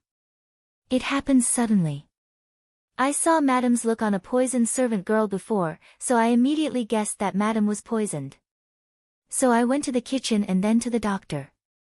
"So, you have dealt with it before the doctor came?" Qin Wanru showed a faint smile on her face. Nanny Zhou had a bad intuition, but she didn't know what went wrong at the moment, so she was tongue-tied. Qin Wanru smiled coldly and turned her head. This time, she turned to the doctor who came first. "I don't know what kind of detoxification pill the doctor used. Can I have a look?" Qin Wanru smiled slightly and asked the doctor, who looked embarrassed. "It's a common detoxification and heart-clearing pill." The doctor stammered. "Can I have a look?" Qin Wanru said lightly. The doctor reluctantly took out a bottle of medicine from his medicine box, handed it to Qin Wanru and said, "It's just some common detoxification and heart-clearing pills. When I came here, the poison in this madam had been vomited out. I couldn't find anything, so I gave her some common detoxification and heart-clearing pills." "So, you don't know what poison she was poisoned with?" Qin Wanru took the bottle of medicine, looked at the extremely common glass bottle in her hand and asked. "When I came here, she had vomited it out," the doctor said anxiously. His own misconduct had been discovered by another famous doctor, and he was anxious. The previous matter had been settled with great difficulty, and this time, he wanted to take this opportunity to make a fortune and leave. However, from the looks of the current situation, not only would he not be able to make a fortune, he might even fall into trouble. How dare he be trapped again? So, only Nanny Zhou knew that Madame D was poisoned, and no one else knew?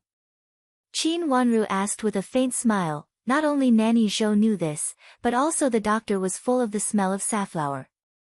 "Since Madame D was poisoned, my mother would definitely come. If I didn't ask my mother to leave just now, I'm afraid that she would stay in this room." Anyone could guess what would happen to a pregnant woman who stayed in a room filled with the smell of safflower. Everyone present fell silent and looked at Madame D suspiciously. Nanny Zhou's head began to sweat. Her fingers trembled a few times. She hurriedly explained, "Second miss, our madam really vomited at that time." "Qin Wanru, what do you mean? Do you think my mother is pretending? She's already in this state. How can your heart still be so cruel? You actually pushed this matter to mother. If she really schemed against others, why did she have to put herself in this state? She almost died. Do you know?" Qin Yuru cried angrily. Her face was full of tears, and she looked angry and sad. Looking at Madame D's miserable condition, everyone was silent for a while. They could not understand the current situation. "Doctors, please check Madame D again." Qin Wanru looked at the two doctors and said. The doctor who came first was a little hesitant, but the doctor who came later was very generous. He reached out to feel Madame D's pulse, and then stepped back. The doctor from before had no choice but to step forward and take his pulse again. After they finished, Qin Huayong asked, "How is it? Although Madame D is not in good health, she is not poisoned." The doctor who came later said affirmatively, and then turned to the doctor who came first. "If you don't believe me, you can ask more people to take her pulse. I also didn't find the poison in Madame D's body. She should have vomited it out long ago." The doctor who came later could only bite the bullet and tell the truth. He dared not to tell the truth. Madame D's pulse was very easy to diagnose. She was not poisoned. The current situation of Madame D was caused by her hanging. Father, you send a few people to ask the old maids who came with me at that time separately. Ask them what they saw when they knocked the door at that time, and see if they said the same thing. These old maids were originally rough old maids in my mother's yard. Hearing that Madame D suddenly had an accident, my mother and I were afraid that something bad would happen, so we casually called a few rough old maids to come here. They are all strong. Qin Wanru pointed at the old maids behind her to show Qin Huayong. She said it so clearly, which meant that these were rough old maids of the lowest level in the yard. If Shui Rulan wanted to plot against Madame D, she would not randomly find a few rough old maids. The reason why he asked them to answer separately was to see if their answers were truthful. Madame D's accident was a sudden accident, and all the accidents were led by Madame D. Even after Madame D took things too hard and wanted to commit suicide, it was mainly based on Madame D's own will. Shui Rulan was adapting to the situation. Since it was adapting to the situation, it was impossible for them to give a unified statement in such a short time, and the people she brought were not her confidants. So what they saw and said was what they really saw. Qin Huayong understood Qin Wanru's meaning and nodded. He called a few guards and asked them to take a few old maids to ask questions. Qin Yusher's expression became extremely unsightly. Her entire body was trembling uncontrollably, and her face was as pale as snow. She suddenly felt that her sudden idea at that time was extremely stupid. Why did she suddenly want to kill her mother? Or since she wanted to kill her mother, she should have used more force at that time. No matter what, she could not let her mother live. If her mother died, even if Qin Wanru wanted to investigate, no one would care about it. Since Madame D was dead, what else could she say? Although there were many doubtful points, would a person plot against herself to death? Just this point could overturn all of Qin Wanru's excuses. Once her mother died, Shui Rulan had to pay for it with her life. Her grandmother would never tolerate Shui Rulan, and it was enough to let Shui Rulan die without a burial place. Qin Wanru was implicated by Shui Rulan, and it was absolutely not good. Qin Wanru's mother had told her how much benefit she would get from Qin Wanru's death. Qin Wanru, how could my mother plot against anyone in her current condition? My mother doesn't know about the doctor. Who knows what happened to him? My mother was so sad that she even wanted to die. You actually didn't let her go. What's wrong with your heart? Qin Yuru was so angry that she almost broke her teeth, but she had to continue crying. She turned back and held Madame D's hand, crying so hard that she almost fainted. Madame D seemed to have heard something clearly. She hugged Qin Yuru and stared at her with hatred, as cold as a poisonous snake. Qin Wanru's eyes were very calm. She looked at Madame D and sighed slowly. Madame D, do you know why you are so seriously injured? Just now when Big Sister came in, she pulled you down fiercely. I pulled you down fiercely. Big Sister is really insensible. I know that pulling you down won't save you, but will kill you. She said these words very slowly, almost word by word. Madame D was in so much pain that her whole body was dizzy. She was in a daze about everything that had happened in the room before. She didn't know what had happened in the room. She only saw Qin Yuru's tearful face and felt very distressed. But this time, she heard Qin Wanru's words clearly. Her hand holding Qin Yuru trembled. She turned to look at Qin Yuru, and a trace of sadness slowly turned in the bottom of her eyes. Qin Wanru had never been very sensible. But how could Qin Yuru not know something that even she knew? For a moment, Madame D felt so distressed that her mind almost went blank. She could only stare at Qin Yuru blankly. Tears fell down one by one. She made two sounds in her throat, and her body went limp and fell silently. Madam, madam. Nanny Zhou shouted anxiously. Mother, mother. You can't leave your daughter, mother. Qin Yuru was frightened by Madame D's gaze just now, and only felt that her hands and feet were cold. Seeing that Madame D suddenly fainted, she breathed a sigh of relief. She hurriedly reached out to hold Madame D and cried. His mother would definitely forgive him. He was only doing this to make his mother's plan more perfect. His mother would definitely understand. Uncles, why did you come here? The room was in a mess, but Qin Huayong looked at several clan elders with a bit of a malicious look. I heard that something happened, so we came to have a look. Since nothing serious happened, we will leave.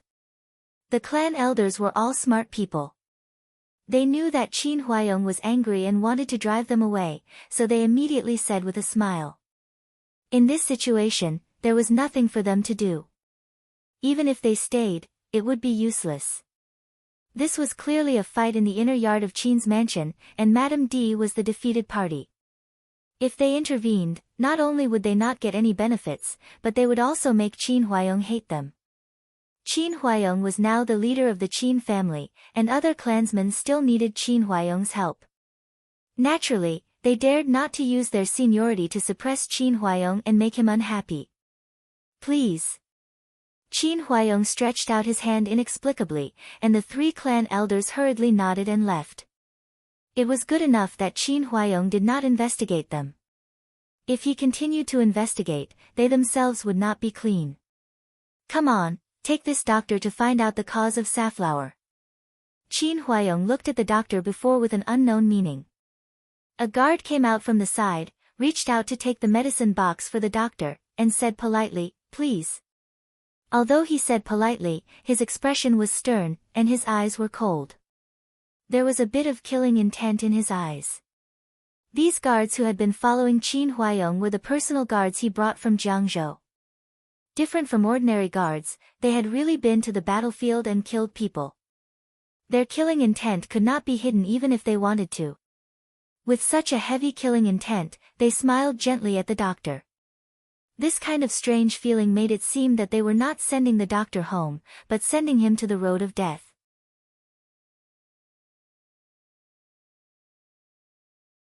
Chapter 369. Now that he had spoken, the following matters were much simpler. The doctor confessed everything. Someone did come to ask him to be covered with safflower powder when he entered Qin's mansion, but this person was not Madame D's person. That person told him that when Nanny Zhou from Qin's mansion came to invite him, she asked him to treat Madame D. When he arrived there, he did everything according to Nanny Zhou's instructions. He treated Madame D a while ago, so he was familiar with Nanny Zhou. When he came to Madame D, he saw that Madame D was very weak, but there was no sign of poisoning. However, since Nanny Zhou said so, he gave her an ordinary antidote and admitted that she had been poisoned before. Who was that person? Qin Huayong asked with a livid face. I don't know him. He was just an ordinary person. He asked me to do him a favor and gave me 100 taels of silver. The doctor said with sweat all over his head. Money could move people's hearts. At this time, the doctor regretted it. If he had known that such a big thing would happen, he would not have been greedy at that time. A guard came in and whispered a few words in Qin Huayong's ear. Qin Huayong nodded and his cold eyes fell on Qin Yuru. This was the information he got after interrogating several old maids. Although there were some differences in what the old maids said, the facts were the same. The conclusion made Qin Huayong feel even more disappointed. The previous hanging scene of Madame D was more like a show. But when Qin Yuru rushed in and pulled Madame D, she really got into trouble. Yuru, what do you think about your mother? Qin Huayong said coldly. Qin Yuru knelt on the ground, trembling all over. Her hands were shaking so much that they almost didn't belong to her. She almost leaned on Madame D's body. She raised her face and tears fell down one by one. Father, father, she felt like falling into an ice cellar. Ha, ha. Madame D's voice sounded with difficulty, which made people's hair stand on end. No one knew when she woke up again. She half-hugged Qin Yuru with difficulty, looked at Qin Huayong fiercely, and then turned to Qin Wanru. Obviously, she wanted to protect Qin Wanru. Wanru, take your mother back. Qin Huayong waved his hand. Father. Qin Wanru didn't retreat obediently this time. She knelt down with a plop sound, and her eyes were cold. She clasped her hands tightly. In her previous life, she had never disobeyed Qin Huayong's will and sincerely regarded him as her father. Even if she fell into that situation later, she had never blamed Qin Huayong. But in this life, she would not walk the same path as her previous life. The so-called kinship, if it was only her kinship, she would rather get rid of it early, instead of giving her a trace of warmth when she needed it, and using her as a bargaining chip when she didn't need it. Father, please send me and mother back to our hometown. Her big black eyes were filled with determination, but at the bottom of her eyes were tears. There wasn't much to say, but it made the room quiet down. Everyone couldn't help but hold their breath. After a moment of silence, Madame D made a painful hee-hee sound again. She sounded a little anxious, as if she wanted to say something but couldn't. Yuru, apologize to Wanru. Qin Huayong's voice broke the strange sound. Father. Qin Yuru looked at Qin Huayong with tears on her face. She was the eldest daughter of the legal wife in the mansion, and she had always been proud of herself. If she did this, how could she face others in the future? It was simply a great shame for her. Hurry up and go. Qin Huayong said sternly. Qin Yuru was scared and trembled. She turned to look at Qin Wanru, and lowered her head to the ground. Second sister. I really misunderstood you, but I really didn't know. After saying that, she was ashamed and burst into tears. Big sister, it's not me who needs to apologize, it's mother. If mother is dragged in this room today, I'm afraid that not only mother will be in trouble, but also the child in her belly will be in trouble. Qin Wanru said coldly. Her watery eyes fell on the ground without looking up at Qin Yuru. It seemed that she was talking to Qin Yuru, but also seemed to be talking to herself. Father, father. Qin Yuru looked at Qin Huayong with tears and begged. Go. Qin Huayong waved his hand unmoved. There was coldness in his eyes, without any pity that Qin Yuru hoped to see. Madame D reached out to hold Qin Yuru tightly, as if she didn't want Qin Yuru to go. At this time, Nanny Zhou could only reach out to hold her hand to stop her from holding Qin Yuru. Qin Yuru staggered to get up and walked out. When she reached the door, she suddenly turned her head with tears on her face, looked at Madame D, and cried sadly, Mother. Then she ran out. In the courtyard, Shui Rulan sat quietly on the stone bench, watching Qin Yuru run out in a mess with cold eyes. Madame Shui, I misunderstood you. I apologize to you. Qin Yuru walked to Shui Rulan and knelt down with tears falling like rain. First miss, please get up. I only hope that such things will not happen again. Shui Rulan was silent for a moment, lowered her head to look at her and said. Qianghua came to help Qin Yuru up. Qin Yuru looked back and saw Qin Huayong in the corridor with a cold face. Then she saw Qin Wanru standing beside Qin Huayong. She covered her face with her sleeves and ran out in tears. Qin Wanru stood in the corridor and watched Qin Yuru leave in tears. Then she walked to Shui Rulan. She was thin with a pair of beautiful watery eyes showing some calmness. Although she looked childish, people felt that there was an inexplicable coldness in her beautiful little face. She was so tenacious that it made people feel sorry for her. Just the silhouette of her silhouette made people feel that although her steps were steady, she was lonely and helpless. The wind in the courtyard blew her dress. The hem of her dress was very big, but it made her slender waist look even more pitiful. Chu Luyue stood under the tree outside the courtyard, and his eyes fell on Qin Wanru. He couldn't help but frown tightly. This girl was really different from others. He came here with Qin Huayong, but it was inconvenient for him to enter the courtyard, so he stood under a big tree outside the courtyard. Although he didn't know what happened in the courtyard, he knew the general situation. He saw Qin Yuru crying and leaving in a mess. He saw Qin Huayong standing in the corridor with a livid face. He also saw Shui Rulan sitting in the courtyard with her head lowered in silence. In the end, these people's faces faded away, leaving only this girl who looked a little aloof in the wind. She was thin and straight, and the wrapped skirt made her look more petite. Her small face, which should have been lively and charming, was cold. She was obviously very sad, but she was enduring it silently. There were no traces of tears, but it made people feel that her body was not calm. There was not a trace of expression on that overly bright and beautiful little face. It was as if there was no emotion at all. Or it could be said that there was no dispute at all. Even Qin Huayong couldn't help but show his anger at this moment.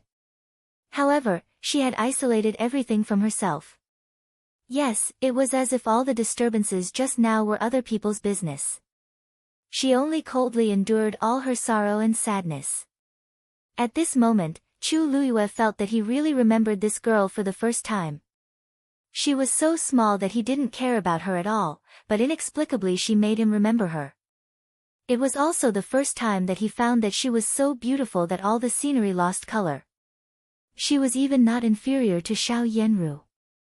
Xiao Yanru, who was a peerless beauty, was not only his favorite, but also had other intentions. Therefore, he chose Xiao Yanru and tried his best to marry her. She was backed by Duke Xing's mansion. With these reasons, Chu Luiyue had determined his heart very early. But at this moment, he was shaken, and his eyes involuntarily turned dark. She was just the daughter of a small general's mansion, and she was a girl picked up from nowhere. She couldn't be his princess, but if she was a concubine, he could consider it. After all, Qin Huayong was not unattainable in the future. Mother, let's go. Qin Wanru walked to Shui Rulan and said softly. Let's go. Shui Rulan nodded and stood up. Maybe because she sat for a long time, her body shook, and Qin Wanru hurriedly reached out to help her. Mother, are you okay? I'm fine, let's go. Shui Rulan knew a little and said softly. They walked out together holding each other. When they went out, Qin Wanru felt a burning gaze. She looked up and saw Chu Luiyue looking at her thoughtfully. She slightly bowed sideways, turned around and left with Shui Rulan. Behind her, Chu Luiyue looked thoughtful. Qin Huayong tidied up his clothes in the corridor and calmed down his anger. After sending away the last doctor, he also walked out of the yard slowly, saluted to Chu Luiyue and said, Prince Yu, sorry to keep you waiting. I didn't wait for a long time. It's okay. Chu Luiyue came to discuss the city defense for a period of time with Qin Huayong. During the Spring Festival, the public security was often a little chaotic, and accidents were easy to happen. Today, the emperor asked Chu Luiyue and Qin Huayong to deal with this matter, so Chu Luiyue came to Qin Huayong's mansion. However, as soon as he entered the mansion, he heard that something bad happened to Madame D. Qin Huayong originally wanted to take Chu Luiyue to the study, but Chu Luiyue said that there was no need to trouble him and let him deal with the affairs of the backyard. Then he followed Qin Huayong in unhurriedly. Seeing that he was dressed in gorgeous clothes and followed Qin Huayong in, the people of Chuehua Gate naturally did not dare to stop him. Your Highness Prince Yu, please. Qin Huayong stepped aside and stretched out his hand. Chu Luiyue nodded, turned to walk out, and asked casually, Is that General Qin's second daughter? Yes. Qin Huayong nodded. She looks very special. May I know how old she is? My daughter is just 11 years old. Qin Huayong knew what Chu Luiyue meant, so his eyes twitched and he answered carefully. She is a rare pearl with fairy dew. Chu Luiyue praised. Qin Huayong understood what he meant and said with a helpless smile, She is just a child who is not very sensible. She is a little angry with her mother because of what happened just now.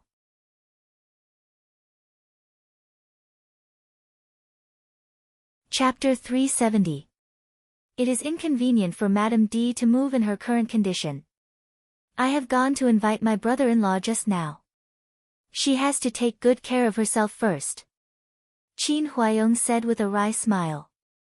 At this time, he could not send Madame D away in any case. Madame D's condition did not seem to be good. She had to take good care of herself. Moving her rashly was likely to kill her. As for all the conditions that he had discussed with Duke Yong's mansion before, of course, they did not count. I heard that a doctor used safflower before. Is it for your pregnant wife? Chu Luiyue didn't slow down, but still casually inquired about it. These words were actually very impolite. Everyone in the inner courtyard had some affairs. This kind of thing was often inconvenient to tell others. But since Chu Luiyue asked, Qin Huayong could not refuse to answer. He vaguely said, "It should be. General Qin seems to have no son." Chu Luiyue glanced at Qin Huayong and changed the topic. This topic changed so fast that Qin Huayong did not know what he meant until now. Was it really just gossip or did he want to explain something? Your subject's knees are empty. Qin Huayong lowered his head. This matter was indeed a knot in his heart. Even if he didn't say it, he was very concerned about it. If this madam gives birth to a boy, he will be the only son of the general. No wonder. Chu Luiyue didn't finish his words, but Qin Huayong understood what he meant. He was more and more sure that Madame D plotted against Shui Rulan. The trace of pity in his heart because of seeing Madame D disappeared immediately. Qin Huayong had already made a conclusion in his heart, and he became more and more disgusted with Madame D. She actually wanted to deal with Shui Rulan in this way. She was really a crazy woman. It seemed that he needed to pay more attention to Shui Rulan's safety in the future and find a few people to protect her. Since Madame D made such a scene, he couldn't send her away. He was afraid that she would have some evil thoughts if she stayed. He had to find a place to settle her down. Given Madame D's current condition, they couldn't imprison her anymore. She had to see a doctor, take medicine, and take good care of her. Qin Huayong had a headache because he had to guard against her and protect her at the same time. As for the concubine sent by Duke Yong's mansion, he did not want it. He also politely declined Madame D's family. Madame D had caused so much trouble. If Madame D's daughter came, the whole mansion would be turned upside down. Anyway, Duke Yong's mansion could see clearly the current situation of Madame D. Qin Wanru followed Shui Rulan to Madame Dowager's yard. Madame Dowager had already heard the news about what had happened. At this time, she was sitting in the room with a bad look. Hearing that they came, she hurriedly asked someone to invite them in. Qin Wanru was worried. After entering, old grandma asked about what happened to Madame D. Her eyes turned red and she said, "What a sin, what a sin. Grandma, why is big sister so cruel? Is Madame D really not her biological mother?" Qin Wanru raised her head and looked at Madame Dowager with her long black eyelashes fluttering. Madame Dowager hadn't told her that she was not Qin Huayong's biological daughter. She needed to hear it from Madame Dowager. How could Madame D not be her biological mother? If Madame D was not her biological mother, how could she dare to do anything for her? Madame Dowager sighed and said. Qin Wanru looked at Madame Dowager with her big bright eyes full of tears and read. "Grandma, who is my biological mother? Why can big sister be loved by her biological mother but I don't? Grandma, please tell me about Zhuozhua's background." As Qin Wanru said, she pulled Madame Dowager's sleeves and knelt down. 2 drops of tears slowly rolled down her tender white cheeks. Zhuozhua. Madame Dowager was stunned. She didn't expect that Qin Wanru would suddenly ask such a question. "Grandma, please tell Zhuozhua who my biological father and mother are. Everyone in the capital city knows that I am adopted. Why don't I know? Everyone has a mother and a father. Why doesn't Zhuozhua have one? Grandma, please tell Zhuozhua." Qin Wanru walked a few steps on her knees and leaned close to Madame Dowager's leg. She leaned her head on it and tears fell down one by one. Her long eyelashes fluttered and slowly closed. Only tears fell down one by one on her snow-white face. Zhuozhua. Madame Dowager choked with sobs and couldn't speak for a while. Shui Rulan waved her hand and everyone left. She stood up, walked to the door and closed it. She walked back and sat down again. Then she softly persuaded, "Mother, please tell Wanru. Big sister and first miss obviously have bad intentions. If you don't tell me, I am afraid that Wanru won't know the truth and why she died." Shui Rulan said these words with emotion. When she finished speaking, tears also fell down her face. Qin Wanru cried loudly. These words hit her heart like a huge thunder. Didn't it mean that she wouldn't know the truth even when she died? In her last life, she was really like this. Not to mention that she died so miserably, she didn't even know why she died. How miserable her last life was. She was pushed into the abyss step by step, but she walked on the edge of the knife without knowing anything. Finally, she fell. Qin Wanru had never cried so loudly. Madame Dowager was shocked and hurriedly reached out to pull Qin Wanru. Shui Rulan also helped Qin Wanru up. "Zhuozhuo, don't cry. I have told you. It's not that I don't want to tell you, but I am afraid that you can't bear it at such a young age." You. Madame Dowager explained. Speaking of this, her voice also choked with sobs and her voice cracked. She couldn't even go on for a while. "Grandma, please say it. Zhuozhuo doesn't blame you." Qin Wanru raised her red eyes and tried hard to swallow the tears in her eyes. She held Madame Dowager's hand and said obediently. Seeing that Qin Wanru was obviously sad, but she endured it and comforted herself, Madame Dowager couldn't control her tears anymore. She told her what had happened at that time in detail. Qin Wanru's origin, the reason why she was adopted, and her father died to save Qin Huayong. She told her everything clearly. When she finished, the grandmother and the granddaughter cried bitterly in each other's arms. Shui Rulan had no choice but to persuade them to stop after much persuasion. Qin Wanru wiped her tears and sat beside Madame Dowager again. After calming down a little, she asked softly, "Grandma, do you mean that I have something to do with Duke Xing's mansion? It should be related to the former heir of Duke Xing's mansion. Maybe the current madam of Duke Xing doesn't like you and is afraid that you will do harm to her if you go back to the mansion." Madame Dowager also wiped her tears with a handkerchief and analyzed for her. "But I am just a girl. Even Hao can live a good life in Duke Xing's mansion. Why can't I?" Qin Wanru asked in confusion. "Maybe there are other reasons. I heard that Infanta Qinghua and the current madam of Duke Xing didn't get along well. At the beginning, this madam of Duke Xing was supposed to marry the heir of Duke Xing. But later Infanta Qinghua appeared. This marriage was ordered by the emperor. No one could refuse it," Madame Dowager said. Shui Rulan got a lot of information. Madame Dowager thought about it carefully and also felt it was doubtful. In any case, this madam of Duke Xing didn't have any kindness to Qin Wanru. So Big Sister and Madame D want this identity? Qin Wanru lowered her head and thought for a while. "Madame D and your big sister are also crazy.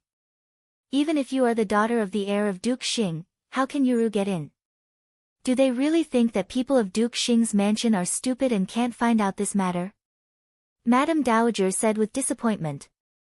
Madame D and Qin Yuru were really crazy. How could they fake this kind of thing? "Grandma, what if people of Duke Xing's mansion also want to recognize Big Sister?" Qin Wanru said softly. Her words were like thunder. Madame Dowager suddenly widened her eyes. Her fingers almost trembled and she held the armrest of the chair. She said in surprise, This, how could it be possible, Grandma, why is it impossible? Duke Xing's mansion needs a daughter of the former heir of Duke Xing. After Big Sister changed her age, she basically met the requirements. Moreover, Big Sister and Madame D are obedient. Is there a better daughter of Duke Xing's mansion? Qin Wanru reminded. Her words solved all the doubts in Madame Dowager's mind. With a pale face, she could only say with hatred, evil. What an evil! They never thought that if this matter was exposed, it would be a big deal. Grandma, don't worry. This is just my guess. In fact, it is not necessarily true. Now Madame D is like this. Even if she wants to talk, she can't. She will definitely not plan with big sister. Seeing that she scared Madame Dowager, Qin Wanru hurriedly comforted her. What a sin, what a sin. Madame Dowager sighed deeply. She seemed to be much older all of a sudden and looked miserable. Mother, don't be sad.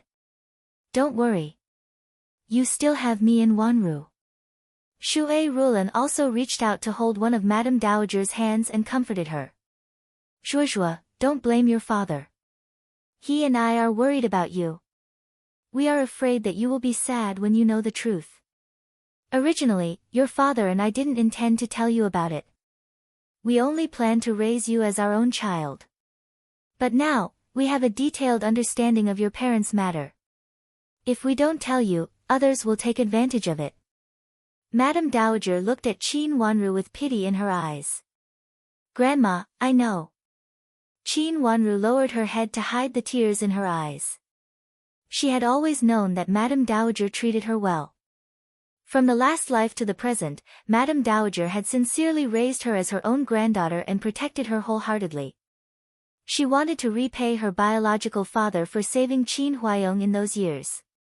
But some people felt that the kindness had already disappeared with the wind. Madame Dowager, First Miss Qi and First Young Master Qi are here. Nanny Duan's voice suddenly came from outside the door. Qi Rongji and Qi Tianyu. Qin Wanru was stunned for a moment. Why would they come at this time? It was really surprising. The two mansions basically had nothing to do with each other now, so there was no need for them to be so close. Didn't the general invite First Young Master Qi over? Madame Dowager asked after wiping her tears with a handkerchief. The general has a distinguished guest. He said that the two families are on good terms, so there is no need to be too cautious. So he invited them to Madame Dowager's place. Nanny Duan answered. Good terms? How could the two families still be on good terms after such a thing happened? Qin Wanru was very surprised by this statement, but it was not appropriate for her to say it at this time. She looked at her somewhat messy clothes and said, Grandma, I will go inside to tidy up.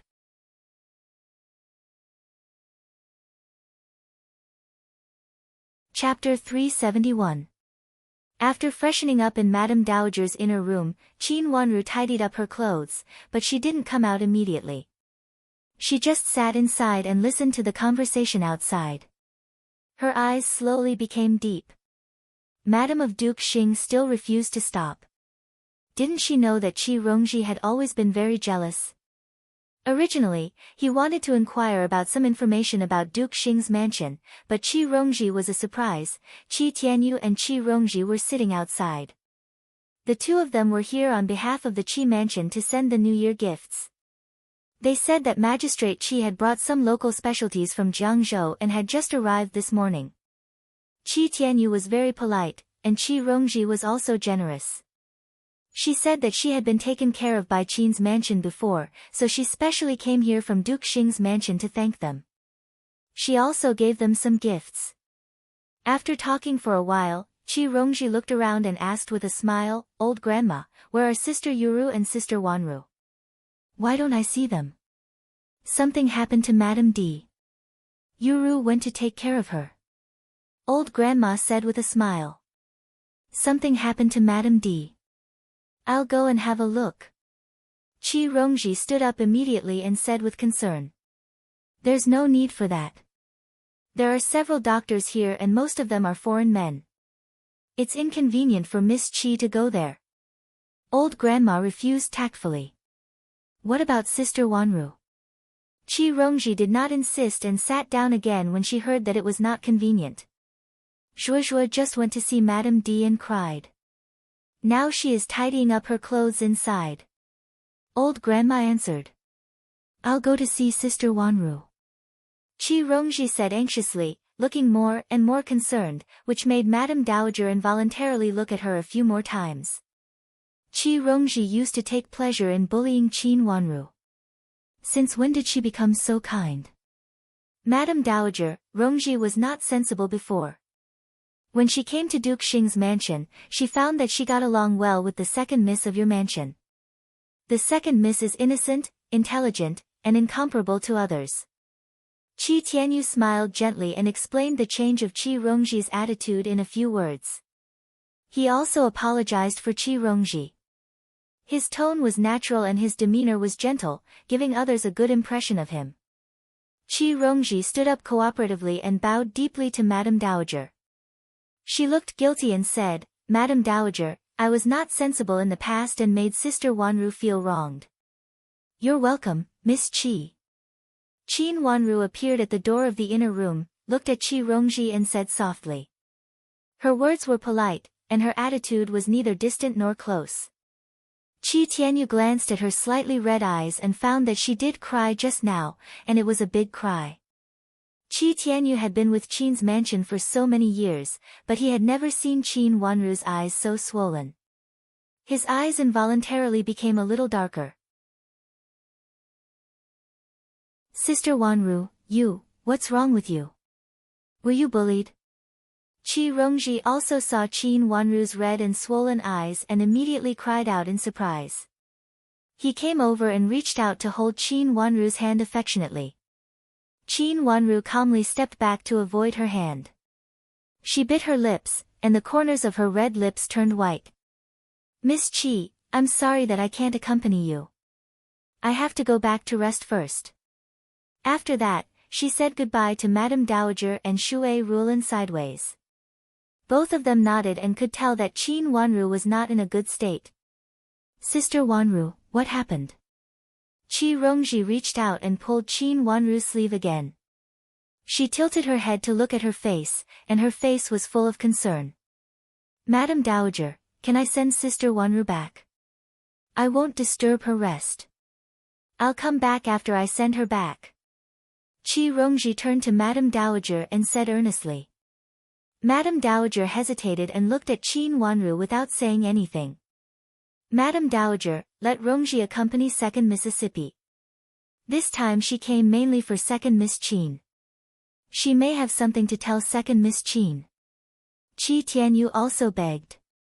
"Okay, then I'll have to trouble Miss Qi."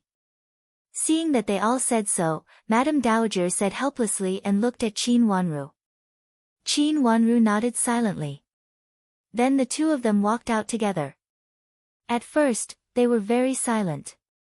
After walking out of the courtyard for a distance, Qi Rongji turned to Qin Wanru who was walking side by side and asked, "Sister Wanru, what happened? Why are you crying like this? Did Qin Yuru really bully you again? Tell me." "Don't worry, I can help you now." Looking at Qi Rongji who was so righteous, Qin Wanru blinked her watery eyes and said with a trace of sarcasm, "It's just some family affairs. I don't want to trouble you." "What do you mean by don't trouble you? When you were in the mansion, you took care of me. Although our relationship was not very good when we were in Jiangzhou, it was because I listened to Qin Yuru and bullied you on purpose. Now I completely understand the reason why our relationship is so bad. It's all because of Qin Yuru." Qi Rongji said angrily. "Do you still remember when we met for the first time? At that time, our relationship was very good. We would do anything delicious and fun together." Seeing that Qin Wanru was silent, Qi Rongji said again. "Don't you have a good life in Duke Xing's mansion?" Qin Wanru didn't want to pay attention to her memory of the past and asked lightly. Her voice was a little more hoarse than usual. "Very good, how can it not be good? Madame of Duke Xing likes me, and so does old Madame of Duke Xing's mansion. She gave me a lot of things before." Qi Rongji laughed loudly and sounded very complacent. "If it's really good, you shouldn't be here now. Doesn't Duke Xing's mansion need to worship ancestors? Now you are the adopted daughter of Madame of Duke Xing, shouldn't you be prepared?" even if you are not really registered under the name of Madam of Duke Xing, your parents are not around, so you should worship ancestors with Madam of Duke Xing, your adopted mother. When Qi Rongji stopped laughing in an exaggerated voice, Qin Wanru immediately exposed her mercilessly. Qi Rongji's smile froze on her face. After a long time, the smile turned into anger. It's all because of your good big sister. At this time, I should stay in Duke Xing's mansion and wait to worship ancestors. Madam of Duke Xing asked you to come here? Qin Wanru asked lightly. It's old Madam of Duke Xing. Qi Rongji gritted her teeth and said with hatred. Originally, she thought that she could make the Qin sisters look up to her since she climbed up the high branch of Duke Xing's mansion. Unexpectedly, old Madam of Duke Xing's mansion valued Qin Yuru most. At this time, she was afraid that Qin Yuru had something wrong in the mansion, so she specially asked Qi Rongji to come to see her. As long as Qi Rongji thought that Nanny Yu, who served old Madam, arrogantly brought people to ask her to do this, Qi Rongji felt that she couldn't swallow this anger. When she left Qin's mansion, Qin Wanru once asked Qi Rongji to be careful of Qin Yuru, saying that Qin Yuru also wanted to be the adopted daughter of Madam of Duke Xing. Therefore, when Qi Rongji met Qin Yuru in Duke Xing's mansion, she found an excuse to slap Qin Yuru twice. However, Qi Rongji didn't expect that old Madam would reward Qin Yuru with blood jade bracelets in front of so many people at the banquet where she recognized her relatives. It was several grades higher than the bracelets given to her. This was almost a slap in her face.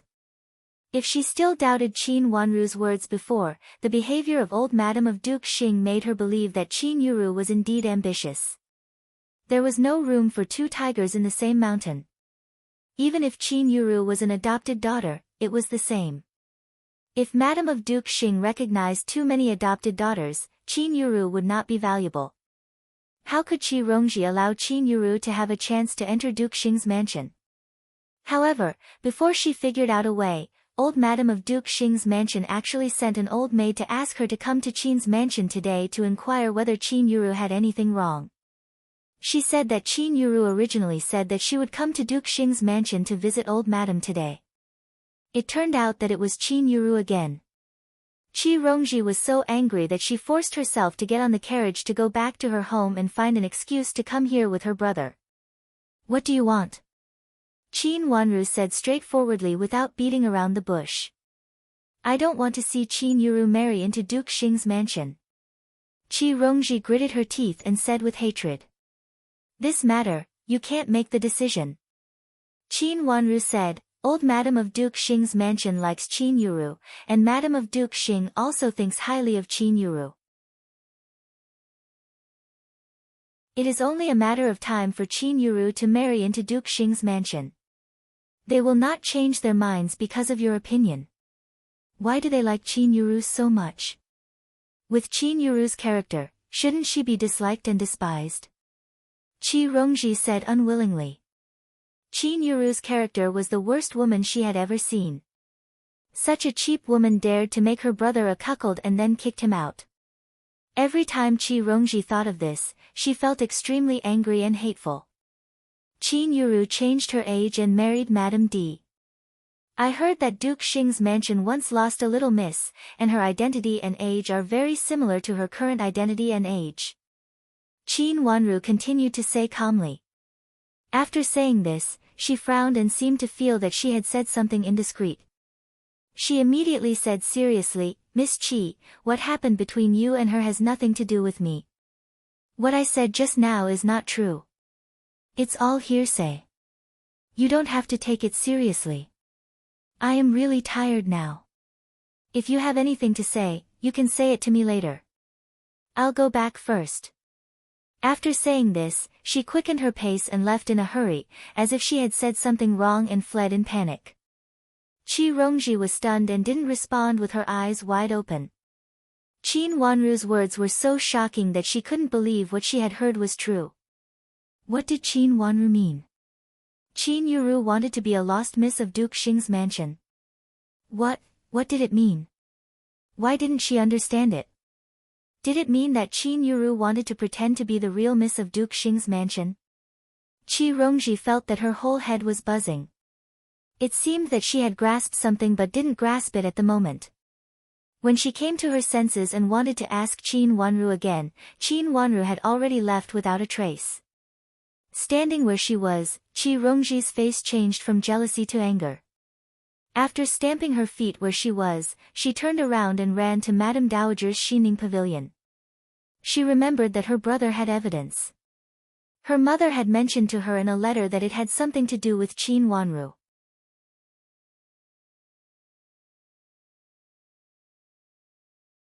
Chapter 372. Qin Wanru didn't expect to see the Qi brothers at the banquet. It was a surprise that they would attend the family banquet of Qin's mansion. When they were in Jiangzhou, sometimes Qi Tianyu would come to Qin's mansion to have a drink with Qin Huayong after having dinner in his mansion. But at that time, the relationship between him and Qin Yuru was unusual. Although the two families didn't get engaged, both families knew it. But what was going on now? Qin Wanru glanced at Qin Yuru on the other side and her eyes became deep. She slowly sat down beside Shui Rulan.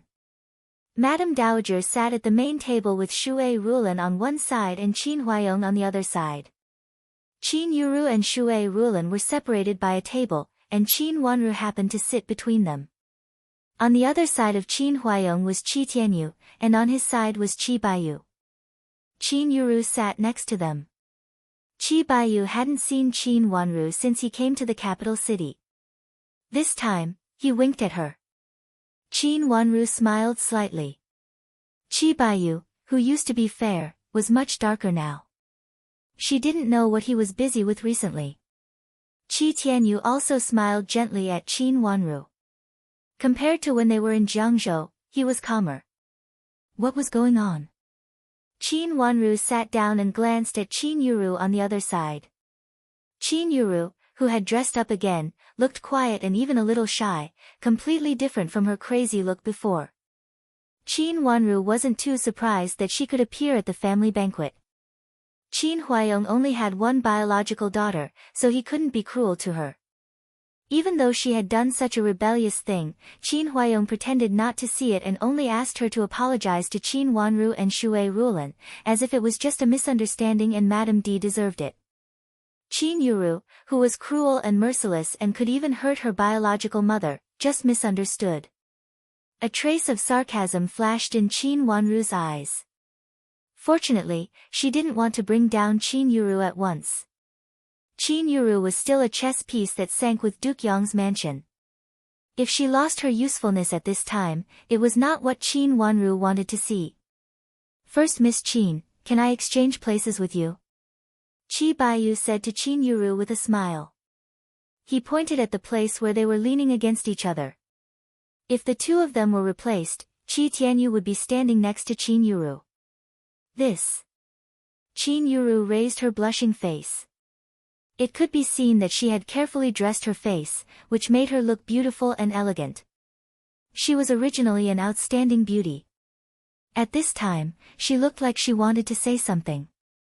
Coupled with her slightly red and swollen eyes, she looked even more delicate and pitiful. Although his words were hesitant, it looked like he was about to stand up. He pushed himself up with his hands and was about to change his position. Baiyu, mind your manners. Qi Tianyu scolded.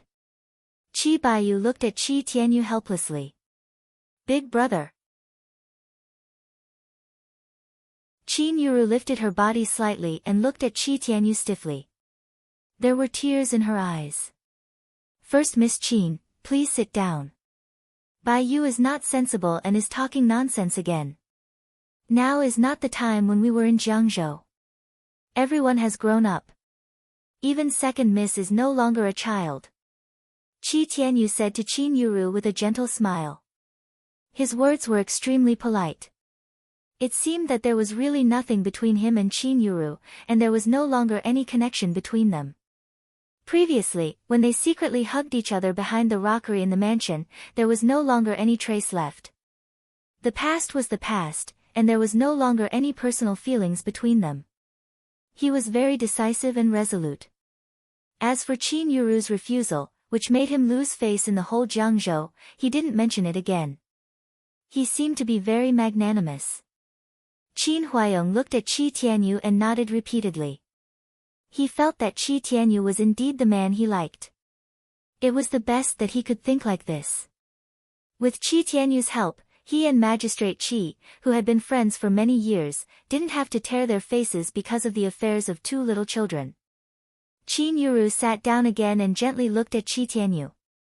Her watery eyes were filled with more and more affection. When she looked around, her eyes fell on Qi Tianyu from time to time. Even though Qi Tianyu didn't look at her, she still focused all her attention on him. Qin Wanru calmly withdrew her eyes, and a trace of doubt flashed in her heart. This thing was so strange. Even though Qi Tianyu pretended that he didn't care and forgave Qin Yuru generously, Qin Huayong shouldn't have invited Qi Tianyu here. It was like a family reunion. Wasn't Qin Huayong afraid that Di Yan would be suspicious? There were rumors about the affair between Qin Yuru and Qi Tianyu. It was impossible that Di Yan didn't care about it at all. Based on Qin Huayong's character, it seemed that he shouldn't take this kind of words for granted. However, he did it. Not only did he do it, but he also acted as if it was a matter of course and he wasn't afraid that anyone would ask about it. Qi Tianyu and Qin Yuru obviously had a broken relationship, but he pretended to be a gentleman. Who was he doing this for? It was a strange feeling. Her watery eyes glanced at Qi Baiyu and saw him pulling a face at her again. She couldn't help but smile. Qi Baiyu still looked like he didn't grow up. Recently, she had grown so fast that she seemed to be almost as tall as him. Eating at the table it was very quiet. However, Qi Baiyu seemed to want to talk to Qin Wanru. However, everyone was very quiet, so he couldn't speak. He was so worried that he scratched his ears and cheeks and looked at Qin Wanru. However, he couldn't do anything with Qin Yuru in front of him, so he could only stare at her. It seemed that Qi Tianyu noticed that Qi Baiyu didn't eat properly. He raised his head and glared at Qi Baiyu. Then he looked at Qin Wanru with a humble smile and continued to bow his head politely. However, Qin Yuru saw him raise his head, so she hurriedly raised her head. However, she missed his gaze. For a moment, tears welled up in her eyes and she lowered her head sadly. She looked very sad. It seemed that the elders didn't see the turbulence between the younger generation and continued to eat peacefully.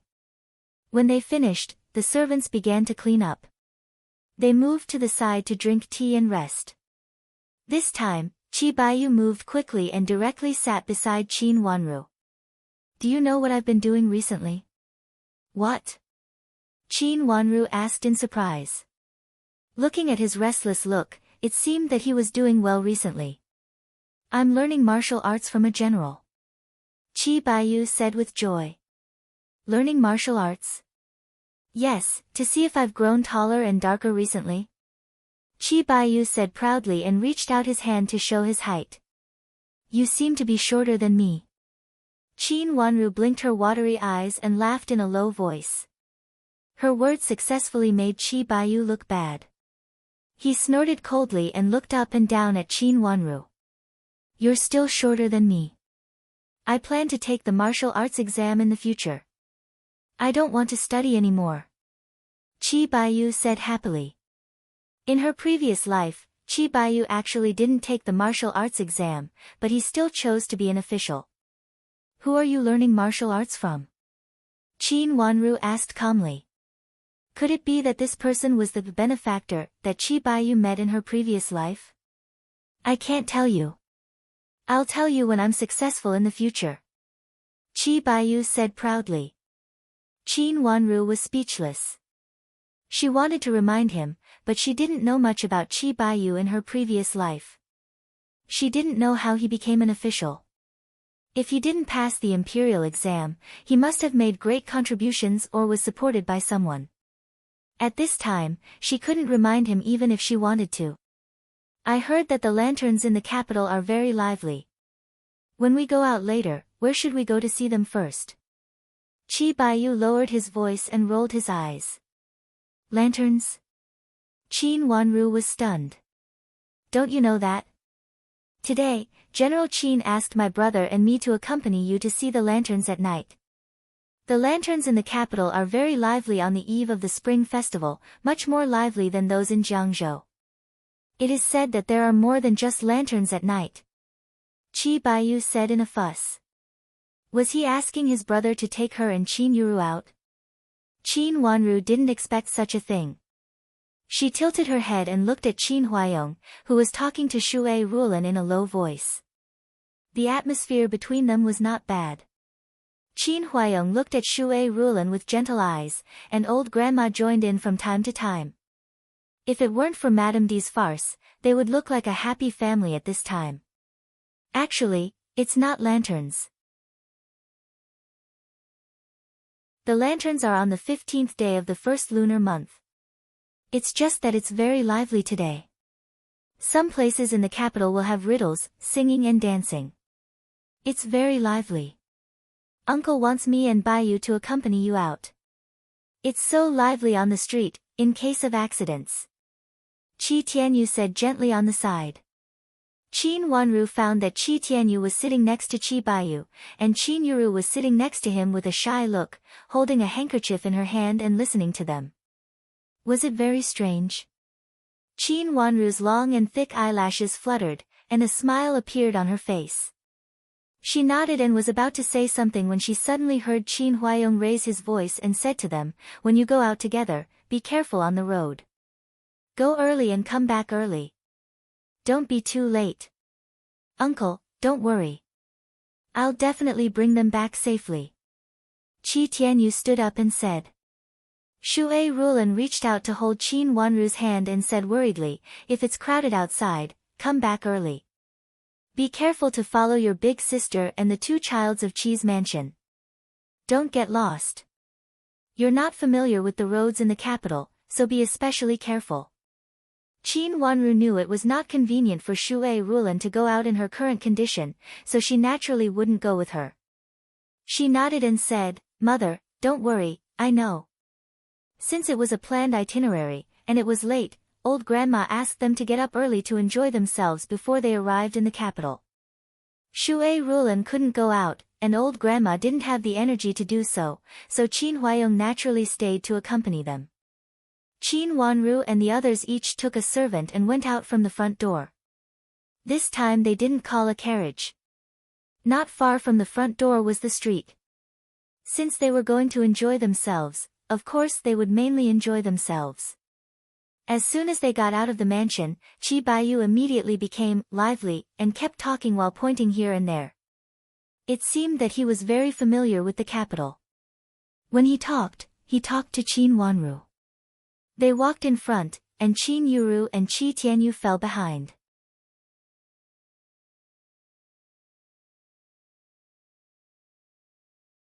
Chapter 373. Let's go forward. They are not sensible. Don't bump into anything. There are many nobles in the capital city. Qi Tianyu said gently, as if he didn't hear her affectionate voice. He caught up with Qin Wanru and Qi Baiyu and walked slowly on the other side of Qin Wanru. At the same time, he warned Qi Baiyu, "Don't walk too fast. We have to wait for them." Qin Wanru looked back at Qin Yuru, who was about to cry. An imperceptible doubt flashed in her eyes. She felt that something was wrong. Qi Baiyu, who was leading the group, slowed down. Qin Yuru also took 2 steps forward.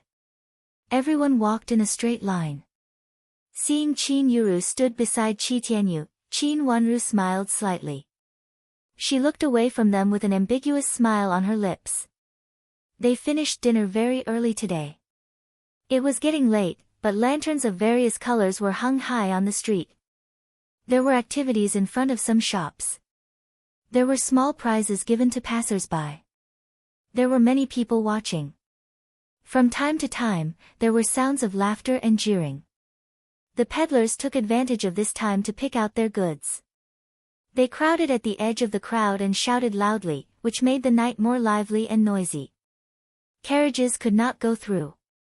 Almost all the streets were full of people. It seemed that everyone had walked out of their houses. At such a lively time, the guards between men and women were not so strict. From time to time, young men and women could be seen playing together. Qin Wanru had never seen such a lively time. In the past, when she was in Jiangzhou, the new year was more lively than usual, but it was far from the prosperity of the capital city. She thought that Qin Huayong would not let them go out after such a thing happened. She didn't expect that he had already arranged it. Of course, since Qin Yuru could come out at this time, he didn't care so much. If the Qi brothers only accompanied Qin Wanru out, it would be inconvenient. This should be a way for Qin Huayong to take into consideration that Qin Wanru was not in a good mood. What's over there? Let's go and have a look. Qi Baiyu liked to join in the fun. He pointed at a place with the most people and said, "There was a table over there." From where they stood, they could see some people on it. But they didn't know what they were talking about, because they were interrupted by the noise of the crowd. Hearing Qi Baiyu's suggestion, Qin Wanru nodded immediately. Qi Baiyu and his servant cleared the way in front of them, and they squeezed to the front of the stage. After standing in front of the platform, before Qin Wanru could say anything, she heard a cold snort in her ear. She turned her head and looked at Di Yan in astonishment. What a coincidence! She actually met Di Yan. Di Fenglan was one of the people Di Yan brought with him. Seeing Qin Yuru and the others, Di Fenglan came over with a smile. She reached out to hold Qin Yuru and said, "Sister Yuru, didn't you say that you were ill and couldn't get up and come out? Why did he leave this time? Let's go out for a walk." Qin Yuru did not expect to meet Di Yan and his sister in such a crowded place. She felt a little uncomfortable and put the blame on Qin Wanru. Di Yan's eyes fell on Qi Tianyu, and he asked coldly, "Who is he?" Qi Baiyu was still young and full of childishness. Di Yan didn't like him at all. "These are the two young masters of Qi's mansion, who have been friends with us for generations. There is no one to take care of them in the capital city, so my father specially invited them over for dinner. They will enjoy the night view of the capital city with us." Qin Yuru leaned to the side, slightly away from Qi Tianyu, and then answered politely. These words sounded very polite, but Di Yan still looked at Qi Tianyu with difficulty. Just now, he was far away and could not see clearly, but he always felt that Qin Yuru's gaze was quite affectionate. The shy look on her face reminded him of how lovely she was when she first came to the capital city. Qi's mansion?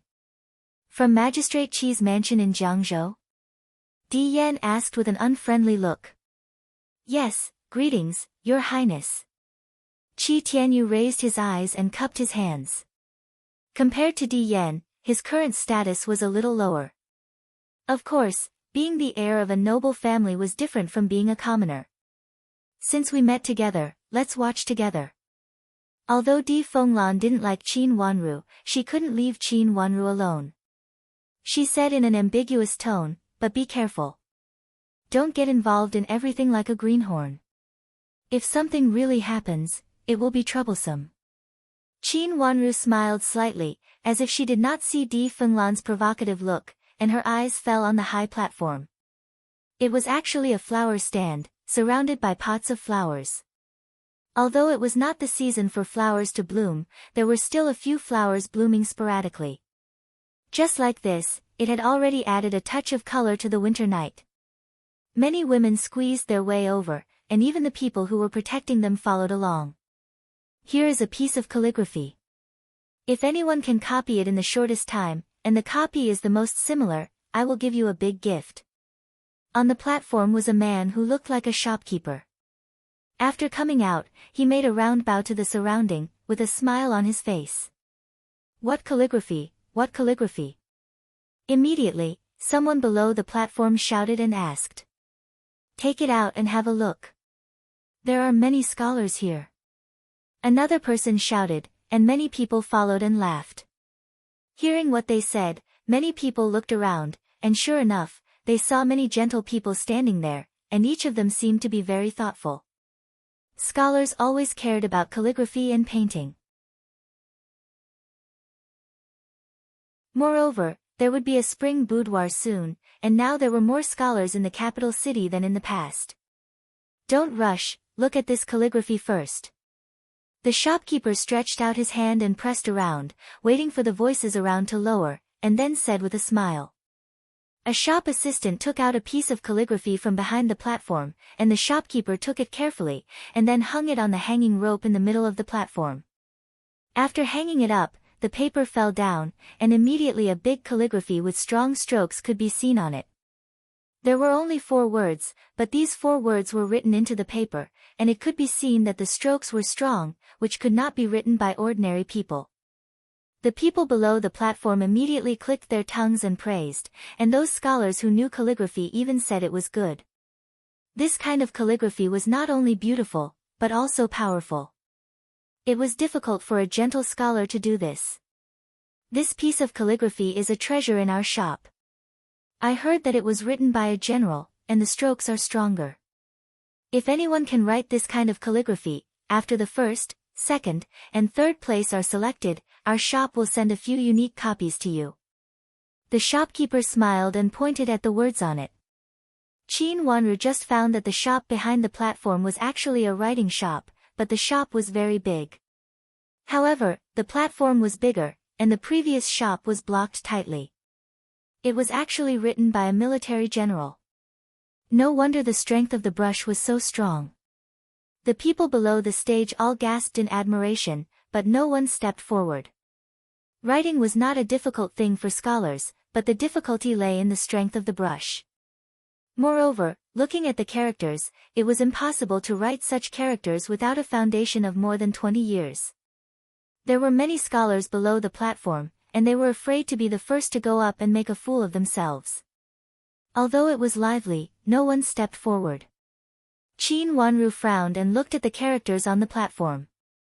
Inexplicably, she felt a sense of familiarity, but for a moment, she could not remember where she had seen it. She just frowned and stared at it blankly. Sister Wanru, do you want to go up and have a try? Qi Tianyu didn't know when he squeezed to her side. Seeing her staring blankly, he thought she wanted to go up and asked with a smile. These words were a little too intimate. How could Qi Tianyu, who had been very polite before, suddenly say such intimate words? Qin Wanru looked at him in surprise and shook her head. A general who can write such characters must be a scholar. It should be. Qi Tianyu nodded and said yes. Our shop owner likes this kind of calligraphy very much. If anyone has such calligraphy, our shop owner will buy it at a high price. Today is such a good day, and if you buy it, we will give you a big gift. The shopkeeper saw no one went up and said with a smile. Why don't you go up, child Qi? Qin Yuru didn't know when she came over. She looked up and said softly to Qi Tianyu. Qi Tianyu was a famous scholar in Jiangzhou. His calligraphy and painting were very good. He was young and talented, and had a great reputation among the scholars in Jiangzhou. Let me see. Qi Tianyu looked a little moved, and his eyes fell on the platform. He said slowly in a low voice. TSK, do you really think that anyone can go up? Look at it. If it is easy to go up, how come no one has gone up until now? This calligraphy and painting have been hanging for many years, and only a few people can copy it well. Di Yan didn't like Qi Tianyu's confident look and said with a sarcastic smile. Is there something else to pay attention to? Qin Wanru's heart moved and asked curiously. Hearing Qin Wanru's question, Di Yan proudly raised his neck and said, of course it is different. This piece of calligraphy was taken out last year, and many people went up to try. But in the end, they didn't draw the same characters, which made people feel ashamed. Why? Qi Tianyu was also curious. Although the calligraphy was difficult and the copy might not be perfect, the foundation was there, so people would not feel ashamed. Do you know what kind of paper is used on it? Di Yan raised the corner of his mouth and pointed at it sarcastically.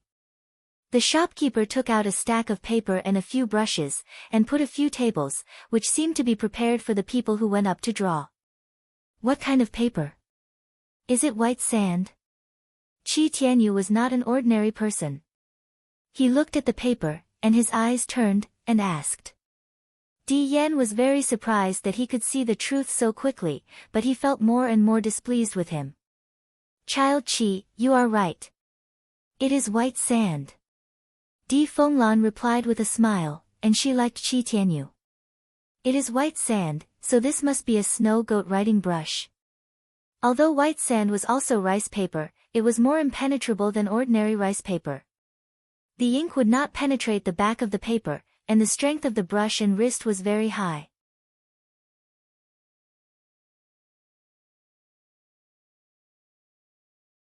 Chapter 374. It was even more difficult. It was no wonder that no one went up.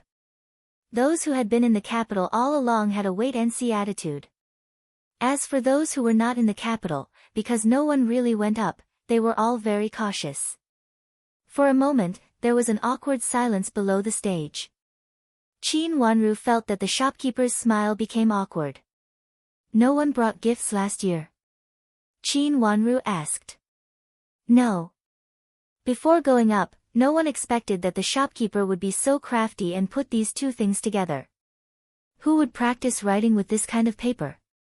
It is not only bad for writing, but also very expensive. Madame D also poked her head out and said. This kind of paper was actually expensive and difficult to write on, but it was easy to keep.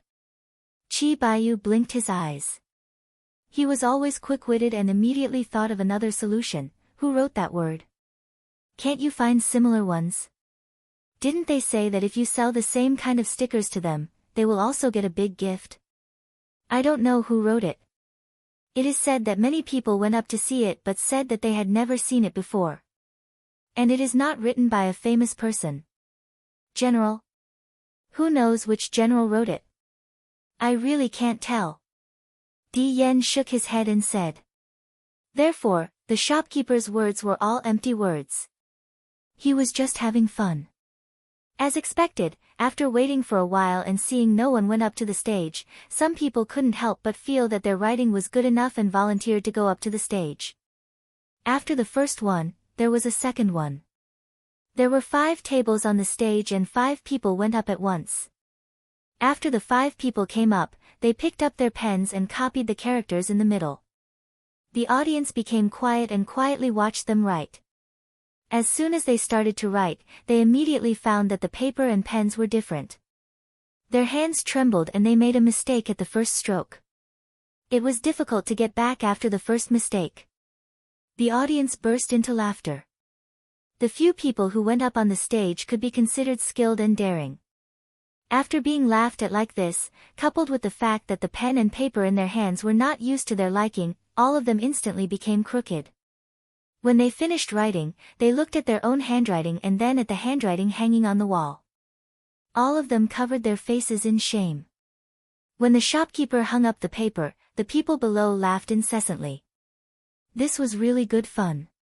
Which literate scholar could write such crooked characters? These characters were no different from when they first learned to write. Someone was still asking, who is this? Who is it? The one in the middle is the funniest. That's right. Her handwriting is not much better than the handwriting of the maids in our mansion. Amidst the roars of laughter, a few scholars who went up to write left in shame. After such a round, there really wasn't anyone who had the nerve to go up. The scholars who originally had some confidence all hesitated. They all wanted to show off their talents in the capital city. If they became a joke before they even took the exam, they would also feel embarrassed. Following that, no matter how hard the shopkeeper tried to advertise it, when he saw the words on it, he basically gave up. Who would be willing to let others see him make a fool of himself? Even if this kind of joke was considered harmless, it was human nature to be willing to see others make a fool of themselves, and not willing to see others make a fool of themselves. The audience gradually became deserted. Some people found that there was nothing interesting to see, so they squeezed away. Seeing that there were fewer and fewer people, Di Yan said to Qin Yuru, "Cousin Yu, let's go together. There is nothing interesting here." As he spoke, he came over to hold her hand. Chin Yuru calmly moved to the side to avoid his hand. She looked back at the grandstand and nodded. Let's go. A group of people followed the crowd to go out. After a few steps, Chi Tianyu suddenly turned back and found that Qin Wanru, who was originally behind him, had disappeared. His expression immediately changed and he stopped walking. Seeing his slightly changed expression, Qin Yuru also stopped and asked in a low voice, "Child Qi, what's the matter?" "Second miss is missing." Chi Tianyu looked around and found that there was a crowd around him. At this time, he couldn't see where Qin Wanru was at all. "Second sister is missing. What should we do?" Qin Yuru also panicked. She looked around and then said anxiously, "Let's go and find her now." Second sister came to the capital city for the first time and has never seen so many people. She might be panicking and hiding somewhere. Eldest cousin sister, there are many people in the capital city who take advantage of this time to kidnap people, especially young girls. If they are kidnapped and sold to that kind of place, their lives will be ruined. There used to be such things in the capital city. A young lady from an aristocratic family was kidnapped and found in that kind of place after a period of time. Di Fenglan covered her nose with a handkerchief and seemed to be very disgusted. She stood with Qin Yuru and naturally heard Chi Tianyu's words. Seeing that Chi Tianyu actually cared about Qin Wanru, she immediately said harshly, "Hey, what are you talking about? Don't you know how to speak human language?" Qi Baiyu was originally walking in front. Seeing that people here all stopped, he immediately turned back and walked over. He happened to hear Di Fenglan's words and was immediately angry. You don't know how to speak." Being scolded by him, Di Fenglan was also angry. She threw the handkerchief in her hand and pulled Di Yan's hand. "Brother, let's go. Whether Qin Wanru is alive or not has nothing to do with us. Anyway, she didn't come out with us. Just don't be unlucky and sell her to that kind of place." As she said this, she pulled Di Yan's hand and wanted him to go with her. What happened? Di Yan was also walking in front of them. Now he heard the noise and came over. "My second sister is missing. What should I do? If my father and grandmother find out that my second sister is missing, they will definitely not spare me." Qin Yuru looked at Chi Tianyu helplessly with a face full of panic and tears almost falling down her face. She held the handkerchief and looked at Chi Tianyu helplessly. "I'll go look for her," Chi Tianyu said and turned around to squeeze back. "I'll go with you. If I can't find my second sister, I'm afraid." Qin Yuru looked more and more pitiful, but she still wiped her tears and squeezed out with Chi Tianyu. Di Yan wanted to hold Qin Yuru's hand. After all, she was going out with another man, which made him feel very uncomfortable. However, he moved a little slower and Qin Yuru had already squeezed out with Chi Tianyu at this time. "I'll also go and have a look," Qi Baiyu said and turned to leave without taking care of Di Yan and others. "Is that brother Di Yan's fiancé?" One of the childs who was originally following Di Yan pointed at Qin Yuru and asked with a smile. Di Yan's face turned red and he nodded angrily. He only felt that Qin Yuru had embarrassed him. Not only did she walk so close to a man in front of him, but she also left him and went with another man. It was so embarrassing. Her sister is missing. She went to look for her. Is she the one just now? Although she is a little young, she is really beautiful. I wonder if he's engaged. Another child asked. He was standing beside Di Yan just now. When he saw Qin Wanru, he was so shocked that he thought she was a celestial being. He couldn't even speak at that moment and only came to his senses now. Not yet. She is still young. Then let's go. She should be nearby. She was pushed to the side just now. Di Yan was impatient to mention Qin Yuru and immediately suggested. I'll help to look for her. This child was a warm-hearted person. He actually squeezed out with his servant, looking like he was going to find her. In fact, Qin Wanru deliberately did not follow them. She turned to the back of the stage and looked at the shop in front of her. She pondered for a moment and then walked into the shop. Seeing a young lady coming in, the shop assistant hurriedly came up to greet her with a smile. Pointing outside, Qin Wanru asked curiously, "Which famous master's handwriting is hanging up there? Why haven't I seen it before?" "It's not the handwriting of a famous master. It's just that our boss likes this handwriting very much and has been looking for this general's handwriting. If you have any collection of this general's handwriting at home, please sell it to our boss. Our boss will definitely offer a higher price than others and will also give you a big gift." The shop assistant was also a good talker. He immediately answered fluently. It seemed that he had spoken a lot of words and was particularly fluent. "Which general's handwriting is it?" Qin Wanru became more and more curious. "This. I'm not sure. Our boss only said that it was a general's handwriting, but he didn't say who the general was. It should not be a famous person." The shop assistant shook his head and said, "Where did your boss get this piece of calligraphy?" Qin Wanru blinked her watery eyes and asked with a smile. "This. I don't know. Maybe, our boss got it by chance." The shop assistant smiled bitterly and said, "I can't read either. I don't know what's good about this calligraphy, and I don't understand why our boss likes this calligraphy." With these few words, Qin Wanru's original intention to ask all the questions was blocked. She looked up and down the shop assistant calmly, with a sweet smile on her small white face. "I actually have a few pieces of calligraphy, but I don't know if it's..." Her words were a little hesitant and uncertain, but it made the shop assistant's eyes light up. He immediately invited Qin Wanru to go in and said, "Miss, please go in and take a seat. Our shopkeeper will come to ask you about this in person later. If you really have the authentic works of this general, our shopkeeper will definitely buy the calligraphy and painting. Please wait a moment." After inviting Qin Wanru into the bookstore, the shop assistant found a seat by the window.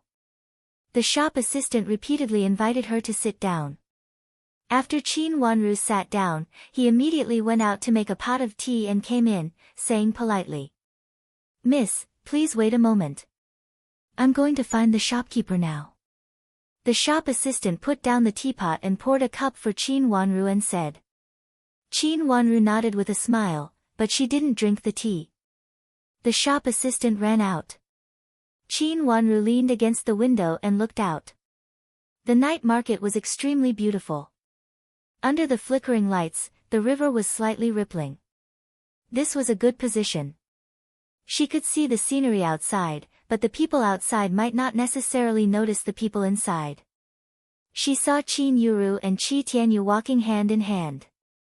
It seemed that Qin Yuru took the initiative to pull her hand, and Qi Tianyu pulled her hand away.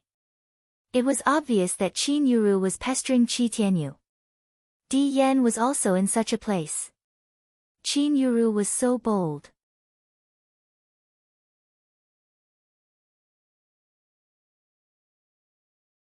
Chapter 375. The shopkeeper, who was standing on the stage just now, came out from the back. When he saw Qin Wanru's appearance, the shopkeeper was stunned for a moment. He didn't expect that she was such a young lady. After looking her up and down, he was more and more shocked. The lady in front of him was so beautiful. The shopkeeper had seen a lot of girls, but he had never seen such a young lady who was so outstanding. He didn't dare to treat her lightly and came over to bow to Qin Wanru. "I heard that Miss has calligraphy and paintings to sell to our shop. I wonder if you can show them to us. I wonder if they are for your shop." Qin Wanru smiled slightly and said, "I came to ask first. If they are, bring them out next time." Of course, it meant that she didn't bring them out now. But it made sense.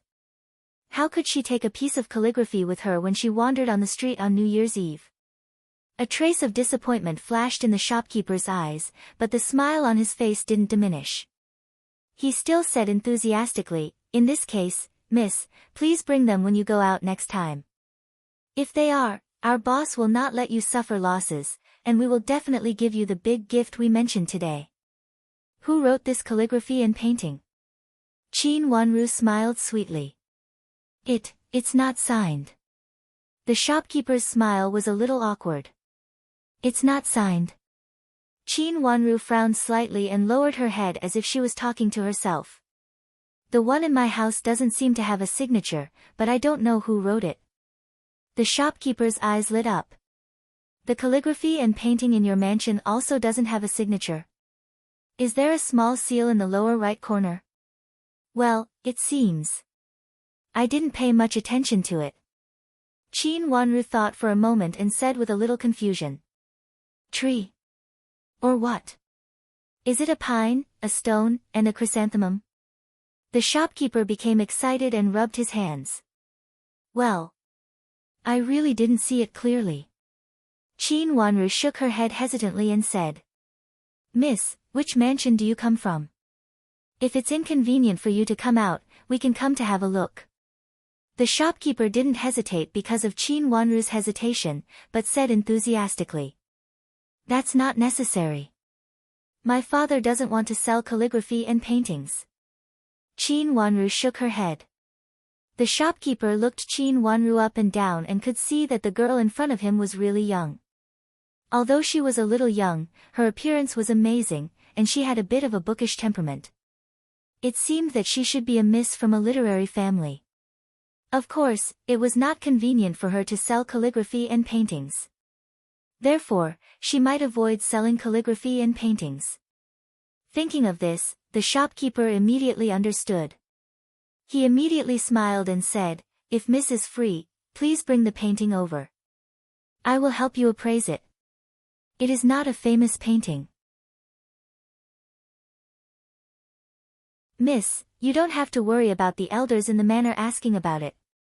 It is just an ordinary painting. It's an ordinary character, why does the shopkeeper care so much?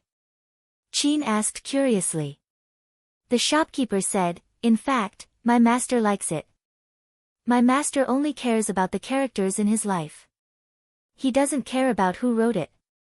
If he likes it, he will definitely spend a lot of money to buy it. It doesn't matter whether it is a famous one or not. My master likes this character at first sight, so he specially asks the shop to find similar characters. This reason was also good. Many people collected works, and they didn't need to be the authentic works of famous people. As long as it was pleasing to the eye, it was good. Who could say that it would not be the only one after many years?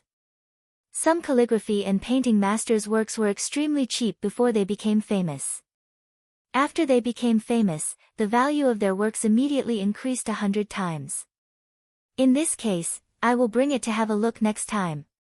Qin Wanru stood up and said. Well, what's your surname, miss? The shopkeeper asked attentively. How can you say my master's name casually? Yujie snorted coldly, stepped forward and glared at the shopkeeper. She helped Qin Wanru to walk out. The shopkeeper had no choice but to step aside. Watching Qin Wanru leave with Yujie, he frowned tightly. Shopkeeper, the master is coming. A shop assistant hurried over and whispered in the shopkeeper's ear. The shopkeeper hurriedly turned around and went inside. Turning to the backyard of the shop, the main room in the middle was lit. 2 guards in black stood at the door. Seeing the shopkeeper coming over, they silently gave way. The shopkeeper carefully walked to the door and said respectfully, This subordinate greets master. Come in. A faint voice came from the room. The shopkeeper tidied up his robe and gently pushed the door open. Seeing the young man sitting under the lamp in the room, he hurried forward. Qin Wanru went out and walked into the crowd. She thought as she walked. She did have that piece of calligraphy. A pine tree, a stone, and a chrysanthemum under the stone were very obvious features, but there was no name on the book. She didn't know who wrote it. The strokes were strong and powerful, and the strength could penetrate the back of the paper. Not everyone could do this, but this person obviously did it. Qin Wanru had more than one piece of calligraphy. There were 4 pieces of calligraphy, all of which were in the hands of Qin Wanru. She didn't know when they fell into her hands, but as long as she could remember, these pieces of calligraphy had been in her private storage. When she came to the capital this time, she specially brought them with her. The reason why she remembered it so clearly was that when she just learned to write at a young age, she found some calligraphy to practice and casually flipped through her private storage. At that time, she originally wanted to practice according to the calligraphy on it, but Madame Dowager didn't allow it and told her that this calligraphy was not suitable for girls. After that, she gave up, and the calligraphy still remained in her private storage. Because these pieces of calligraphy were not calligraphy by a famous calligrapher, and there was no signature, Qin Wanru didn't care about them and even forgot them. But because she reorganized her private storage before she came to the capital, she casually flipped through them, so she remembered them clearly. What did these pieces of calligraphy mean? Why did they appear in her private storage? Were the things that she had no memory of when she was a child? Did that mean that these words were left to her by her biological father? Her heart skipped a beat, and her footsteps stopped. She bit her luscious cherry lips, and there was a guess in her heart that made her uncontrollably excited. Could it be that these were her father's words? But then she denied this guess. She had seen the calligraphy of the former heir of Duke Xing, and it was not like this. Although the calligraphy on the shadow wall was a little different, she could still see that it was the same in essence. It was just that the technique was more and more skilled, and it was completely different from this calligraphy. If it was not written by her father, it meant that it was collected by her father. With her father's identity, he could collect any famous calligraphy and paintings, but he only collected this nameless calligraphy. It could be seen that these 4 pieces of calligraphy were different. Looking at the shopkeeper's expression today, even if there was a little clue, he would be excited. Qin Wanru concluded that it should be the shopkeeper or the boss behind the shopkeeper who was looking for these pieces of calligraphy. There must be a secret that she didn't know. But no matter what the secret was, Qin Wanru didn't think that she had let others know that she had these pieces of calligraphy and paintings. Inexplicably, she felt danger and felt creepy. "Miss, we can't find others. What should we do?"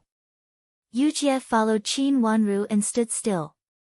She looked around and said anxiously. There were people coming and going on the street, but they couldn't see the familiar people before. They had just come to the capital, so they were not familiar with each other. "Let's go." Qin Wanru's face changed slightly. She reached out to pull Yujie's hand and hurriedly hid aside. Yujie was startled by Qin Wanru, but she had always admired Qin Wanru, so she immediately followed Qin Wanru to hide aside. They flashed into a roadside alley, but even in a small alley, there were many people coming and going. Qin Wanru's face was a little pale, and she looked in the direction where they came from. "Miss, what's wrong?" Yujie whispered and also looked in the direction where Qin Wanru looked. She didn't find anything unusual. There were still so many people coming and going, but it was just a lot. Qin Wanru shook her head. Just now, she had a feeling that it was very dangerous. She frowned and thought, did I worry too much? Let's wait a little longer. Qin Wanru thought for a while and continued to watch the flow of people outside with her watery eyes. After waiting for a while, she inexplicably felt that it was a little too quiet. It seemed that Yujie hadn't made a sound until now. She turned her head subconsciously, but she was so shocked that her watery eyes widened. She quickly took 2 steps back and almost fell down. Where was Yujie? On the top of the tall and gorgeous hall, the emperor was sitting. On one side of the emperor was the Empress Dowager, and on the other side was the Empress. The rest of the S sat in the lower seats with charming smiles. They were all carefully dressed up. When they were talking to the people around them in a soft voice, they all secretly looked at the emperor with affection. There were also several princes and princesses sitting below. The older ones had their own seats, and the younger ones all followed their mothers. Chu Luchen was also sitting in the hall. Although his seat was also under the hall, it was close to the Empress Dowager's side. Just now, he also drank a little wine. His always pale face was a little red, and his handsome eyes seemed to be shimmering with water, which made people feel that he was more handsome than anything else. The emperor, who was sitting on the throne, quietly turned his gaze from his face and sighed slightly. Different from the behavior of other happy people, Chu Liuchen's head leaned back slightly, and he looked a little weak. His black hair was tied up high with a white jade crown, which made his face as clean and bright as white jade. Chen, are you tired? Empress Dowager had been paying attention to him. Seeing him lean back and slightly close his eyes, she asked softly. Chu Liuchen reached out and touched his forehead. Maybe because of the wine, his voice was a little hoarse. He smiled helplessly and said, Imperial Grandmother, I am really tired. Your Majesty, let Chen, go to have a rest. Empress Dowager turned to the emperor and said. The emperor's eyes fell on Chu Liuchen's face with unclear meaning. Seeing that he looked extremely tired, he nodded slowly and said gently, Chen, since you are tired, you should go to have a rest first. You have many inconveniences, so stay in the palace. You're tuning in to the Blissful Bookshelf YouTube channel. We're so grateful for your support, and don't forget to subscribe to join us on this incredible journey through captivating stories. Your generosity through donations truly makes a world of difference, as it's the primary source of revenue that allows me to expand and enhance this channel for you. Thank you from the bottom of my heart for being a part of this adventure.